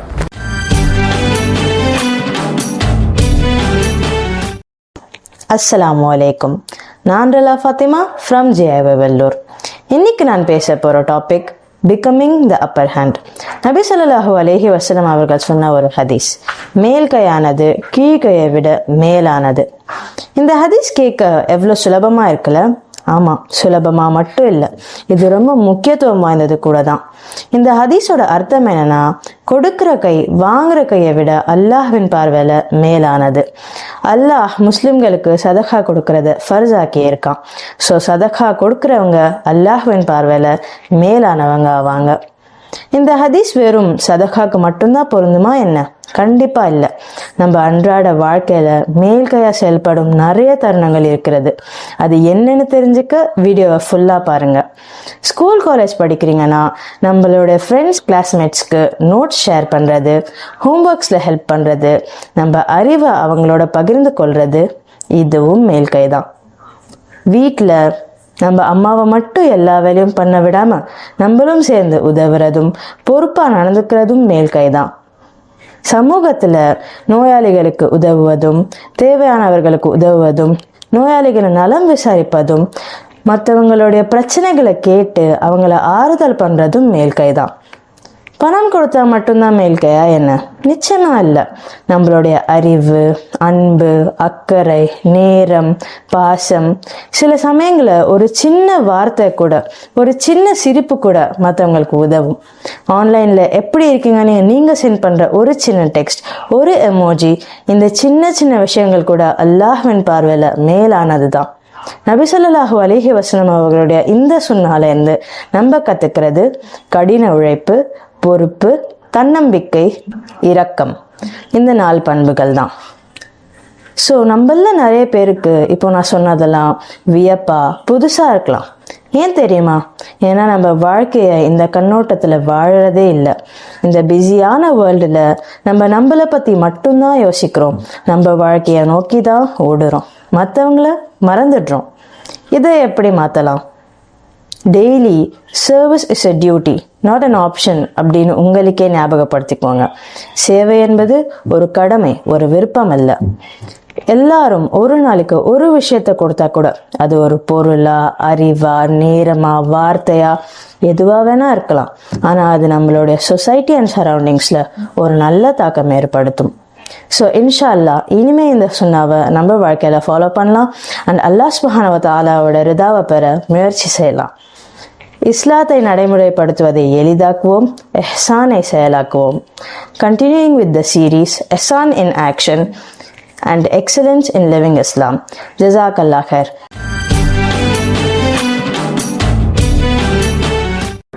பேரண்டிங் ப்ரோக்ராம் என குழந்தை வளர்ப்பது எப்படி என இப்போது வகுப்பெடுக்க வந்திருக்கிறார்கள். இயல்பாக கற்றுக்கொள்ள வேண்டியவற்றை கூட இப்போதெல்லாம் வகுப்பு நடத்தி கற்றுக் கொடுக்க வேண்டிய தேவை உருவாகியிருக்கிறது. பொது சூழலில் குழந்தைகளை எப்படி பழக விடுவது, குழந்தைகளுக்கு எப்படி எதை கொடுப்பது, எப்படி எதை சொல்லிக் கொடுப்பது என்றெல்லாம் இஸ்லாம் மிக நேர்த்தியான ஒரு குழந்தை வளர்ப்பு முறையை தருகிறது. இதோ அந்த இஸ்லாமிய குழந்தை வளர்ப்பு குறித்த தகவலை நம்மோடு பகிர்ந்து கொள்வதற்காக பேராசிரியர் சித்தி ஃபர்ஹானா சித்திகா அவர்கள் நம்மோடு இணைகிறார்கள். பிஸ்மில்லாஹிர் ரஹ்மானிர் ரஹீம். அஸ்ஸலாமு அலைக்கும் வரஹ்மத்துல்லாஹி வபரகாத்துஹு. அல்ஹம்துலில்லாஹி வஹ்தா, அஸ்ஸலாத்து வஸ்ஸலாமு அலா மன் லா நபிய பஅத, அம்மா பஅத். ஃபகத் கால அல்லாஹு தஆலா ஃபில் குர்ஆனில் அலீம் வ இலமு அன்னமல் அவுலாது ஃபித்னா. ரப்பி இஷ்ரஹ் லி ஸத்ரி வ யஸ்ஸிர் லி அம்ரி வஹ்லுல் உக்ததம் மின் லிசானி யஃப்கஹு கௌலி. இஸ்லாம் கூறும் குழந்தை வளர்ப்பு என்கின்ற தலைப்பில் எனக்கு தெரிந்த சில கருத்துக்களை குர்ஆன் ஹதீஸின் ஒளியில் பகிர்ந்திட உங்கள் முன் வந்துள்ளேன். அல்ஹம்துலில்லாஹ். இஸ்லாமிய மார்க்கம் வெறும் கடவுளுக்கு செய்ய வேண்டிய வணக்க வழிபாடுகளை மட்டும் போதிக்கக்கூடிய ஒரு மார்க்கமாக இல்லை. அதனுடைய கொள்கைகளும் கோட்பாடுகளும் ஒட்டுமொத்த மனித சமூகமே பயன்பெறும் வகையில்தான் இறைவனால் வகுக்கப்பட்டுள்ளது. அதிலும் குழந்தை வளர்ப்பை பற்றி சாதாரணமாக கடந்து விடவில்லை. ஏனென்றால் நாளைய சமூகமாக அவர்கள் இருக்கிறார்கள். எனவே பிறப்பு முதல் இறப்பு வரை சரியான முறையில் அவர்களை வளர்க்கும் வழிமுறைகளை அல்லாஹுவும் அவனுடைய தூதரும் வரையறுத்து கூறி காட்டியிருக்கிறார்கள். குழந்தைகளை பற்றி இறைவன் சொல்லும்போது ஒரு அன்பளிப்பாக சொல்லி காட்டுகின்றான். 42வது அத்தியாயம் 49, 50வது வசனத்தில் யஹபுல் இமையஷா இனாசா வ யஹபுல் இமையஷா துக்கூரா, சிலருக்கு நாம் ஆண் குழந்தைகளை அன்பளிப்பாக கொடுக்கிறோம், சிலருக்கு பெண் குழந்தைகளை கொடுக்கின்றோம். இன்னும் அந்த வசனத்தின் தொடர்ச்சியாக சிலருக்கு இரண்டையும் கொடுக்கின்றோம், சிலரை மலடாகவே விட்டு விடுகின்றோம் என்பதாக இறைவன் சொல்லி காட்டுகின்றான். அப்ப இறைவனிடத்தில் வந்து இருக்கக்கூடிய ஒரு அன்பளிப்பு, ஒரு அமானிதம், அவர்களை நாம் சரியான முறையில் வளர்த்தெடுக்க வேண்டும். நபி ஸல்லல்லாஹு அலைஹி வஸல்லம் சொல்லும்போது குல்லுக்கும் ராயின் வ குல்லுக்கும் மஸ்ஊலுன், ஒவ்வொருவரும் பொறுப்பாளி, அந்த பொறுப்பை பற்றி நாளை மறுமையில் விசாரிக்கப்படுவார்கள். அப்ப நம்ம ஒரு தாயா இருக்கும், தந்தையா இருக்கும் அப்படின்னு சொன்னா அப்ப அந்த குழந்தை வளர்ப்பில் நம்ம எந்த அளவுக்கு கண்ணும் கருத்துமா இருக்கணும், அந்த பொறுப்பை பற்றி நாளை மறுமையில் விசாரிக்கப்படுவோங்கிற ஒரு சிந்தனையோடு நம்ம இருக்கணும். இன்னும் நபி ஸல்லல்லாஹு அலைஹி வஸல்லம் சொல்றாங்க, குல்லு மௌலூதின் யூலது அலல் ஃபித்ரா, ஒவ்வொரு குழந்தையும் இயற்கையான அந்த மதத்துல தான் பிறக்குது. அபவாஹு யுஹவ்விதானிஹி அவ் யுனஸ்ஸிரானிஹி அவ் யுமஜ்ஜிசானிஹி, பெற்றோர்களின் வளர்ப்பின் காரணமாக அது ஒரு யூதனாகவோ ஒரு கிறிஸ்தவனாகவோ ஒரு நெருப்பு வணங்கியாகவோ மாறிடுதுன்னு சொல்றாங்க. இது எல்லா விஷயத்துக்குமே பொருந்தும். குழந்தைகள் என்ன பண்றாங்கன்னு சொன்னா நம்மளுடைய அங்க அசைவுகளை ஒவ்வொன்னையும் நோட் பண்ணக்கூடியவங்களா இருக்காங்க. ஒரு சபைக்கு போனோம்னு சொன்னா அந்த குழந்தையை தான் நம்மளை கண்ணியப்படுத்தக்கூடியதா இருக்கு, இழிவுபடுத்தக்கூடியதாகவும் இருக்குது.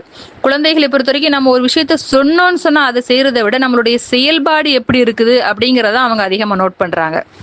அப்ப அந்த குழந்தை வளர்ப்புல முதல் விஷயம் என்னன்னு சொன்னா இஸ்லாமிய மார்க்கத்தின் அடிப்படையில் அவர்களுக்கு நல்ல பெயரை முதல்ல சூட்டணும். இரண்டாவதாக என்னன்னு சொன்னா அவங்க அன்போடு வளர்க்கணும். ஒரு முறை நபி ஸல்லல்லாஹு அலைஹி வஸல்லம் அவர்களுடைய சபையில ஒரு கிராமவாசி வர்றாங்க. அப்ப ரசூல் ஸல்லல்லாஹு அலைஹி வஸல்லம் அவர்கள் தன்னுடைய பேர குழந்தைகளை முத்தமிடுறாங்க. அதை பார்த்து அவங்க கேட்கறாங்க, நீங்க குழந்தைகளை முத்தமிடுவீங்களா அப்படின்னு கேட்கும்போது ஆமா அப்படின்னு சொல்லுது. எனக்கு நிறைய குழந்தைகள் இருக்கு, நான் முத்தமிட மாட்டேன் அப்படின்னு சொல்லும்போது இறைவன் உங்களுடைய இதயத்திலிருந்து கருணை எடுத்துட்டான் அப்படின்னு சொல்றாங்க. அப்ப நம்ம அன்போட அவங்கள்ட்ட நம்ம வளர்த்து எடுக்க வேண்டும். அடுத்ததாக குழந்தைகளுக்கு எல்லா விஷயங்களையும் நம்ம சின்ன வயசுலயே போதிக்கக்கூடியவர்களாக இருக்கணும். எந்த அளவுக்குன்னு சொன்னா நபி ஸல்லல்லாஹு அலைஹி வஸல்லம் அவர்கள் பைத்துல் மாலுடைய பொருளை பங்கிட்டு இருக்கக்கூடிய நேரத்துல ஹுசைன் ரலியல்லாஹு அன்ஹு என்ன பண்ணான்னு சொன்னா ஒரு பேரித்தம்பழத்தை எடுத்து வாயில வைக்கிறாங்க. அப்ப ரசூலுல்லாஹ் அவங்களுக்கு அப்பயே கண்டிச்சு சொல்றாங்க, இது பைத்துல் மாலுடைய பொருள் முஹம்மது ஸல்லல்லாஹு அலைஹி வஸல்லம் அவர்களுடைய குடும்பத்துக்கு ஹராம்னு உங்களுக்கு தெரியாதா அப்படின்னு சொல்லிட்டு. அப்ப சிறு வயதிலேயே ஹலால் ஹராமுடைய விஷயங்களை நம்ம பிரித்து அவங்களுக்கு கூறி காட்டணும். அடுத்ததாக இறையச்சத்தை ஊட்டி வளர்க்க வேண்டும். அதாவது ஒட்டுமொத்த உலகத்திற்கே ஒரு படிப்பினையாக ஒரு தந்தை குழந்தை எப்படி வளர்த்தாங்க அப்படிங்கிறத இறைவன் சூரத்து லுக்மான் அப்படிங்கிற வசனத்துல உலகம் அழியும் வரை ஒரு படிப்பினையாக கூறி காட்டுகின்றான்.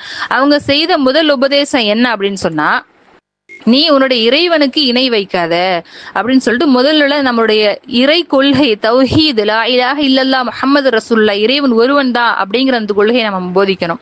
இரண்டாவதாக தொழுகை நிலைநிறுத்து, நன்மை ஏவி தீமையை தடு அப்படின்னு சொல்றாங்க.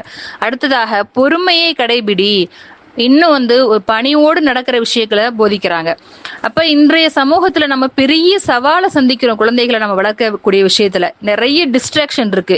அப்ப நாளைக்கு நம்மளுடைய குழந்தைகள் நம்மளுக்கு துஆ செய்ய இருக்கக்கூடிய குழந்தைகளா நம்ம இருக்கணும். நபி ஸல்லல்லாஹு அலைஹி வஸல்லம் சொன்னாங்க இல்லையா, நாளைக்கு ஒரு மனிதன் இறந்து விட்டான்னு சொன்னா 3 விஷயங்கள் மட்டும் தான் பின்தொடருது. முதல்ல என்னன்னு சொன்னா நிலையான தர்மம், பயன் தரக்கூடிய கல்வி, தன்னுடைய பெற்றோருக்காக பிரார்த்திக்கக்கூடிய குழந்தைகள். அப்ப அது மாதிரி நம்ம குழந்தைகளை வளர்த்தெடுக்கணும். ஒரு சாதாரண ஒரு மண்பானையா இருந்தா கூட நம்ம அது போக்குல விட்டுட்டோம்னு சொன்னா, சுத்த விட்டுட்டோம்னு சொன்னா அது சரியான முறையில பயன் தராது. அதை நம்ம எப்படி வார்த்தெடுக்கிறோமோ அது போல நம்மளுடைய குழந்தைகளை நல்ல முறையில வார்த்தெடுக்கணும். அப்படி இருந்தாதான் நமக்கும் சரி இந்த சமூகத்துக்கும் பலன் தரக்கூடிய குழந்தைகளாக இருக்கும். எனவே இஸ்லாமிய மார்க்கம் கூறிய வழிமுறைகளின்படி குழந்தை வளர்த்து இம்மையிலும் மறுமையிலும் வெற்றி பெறுவோம் இன்ஷா அல்லாஹ். உலக தமிழ் இதயங்களில் இடம் பிடித்த இசைமுரசு FM இணைய வானொலியில் சிறு குறு வணிகர்கள் வியாபாரிகள் குறைந்த கட்டணத்தில் விளம்பரம் செய்ய தொடர்பு கொள்ளலாம். இயக்குனர் இசைமுரசு FM இணைய வானொலி 9080475780. நேர்களை இன்றைய ரமலான் வசந்தம் நிகழ்ச்சியின் நிறைவு பகுதிக்கு வந்திருக்கிறோம். இந்த நிகழ்ச்சியில் இடம்பெற்ற அனைத்து தகவல்களும் தங்களுக்கு பயனுள்ளதாக இருந்திருக்கும் என்று நம்புகிறோம். இந்த நிகழ்ச்சி குறித்த உங்களின் மேலான கருத்துக்களையும் விமர்சனங்களையும் எங்களுக்கு வாட்ஸ்அப் வழியாகவும் சோசியல் மீடியா கமெண்ட்ஸ் வழியாகவும் தெரியப்படுத்துங்கள். நிகழ்ச்சியை கேட்டு ரசித்தவர்களுக்கும் பங்கேற்றவர்களுக்கும் நன்றி சொல்லி மீண்டும் மற்றொரு நிகழ்ச்சியில் சந்திக்கும் வரை சலாம் சொல்லி நிறைவு செய்கிறோம். அஸ்ஸலாமு அலைக்கும்.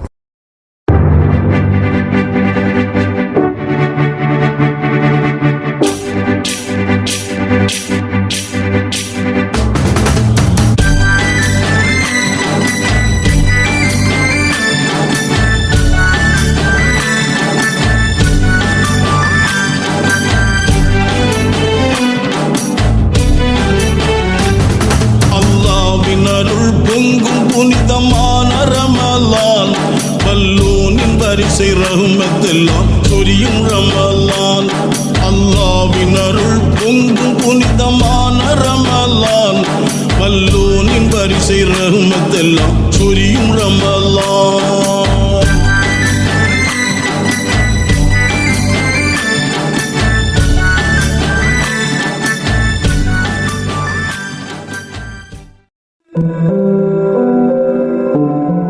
இணையதள தேரில் ஏறி உலகெல்லாம் வலம்பெறும் இசை முரசு வானொலி. இது இதயங்களை இணைக்கும் வானொலி.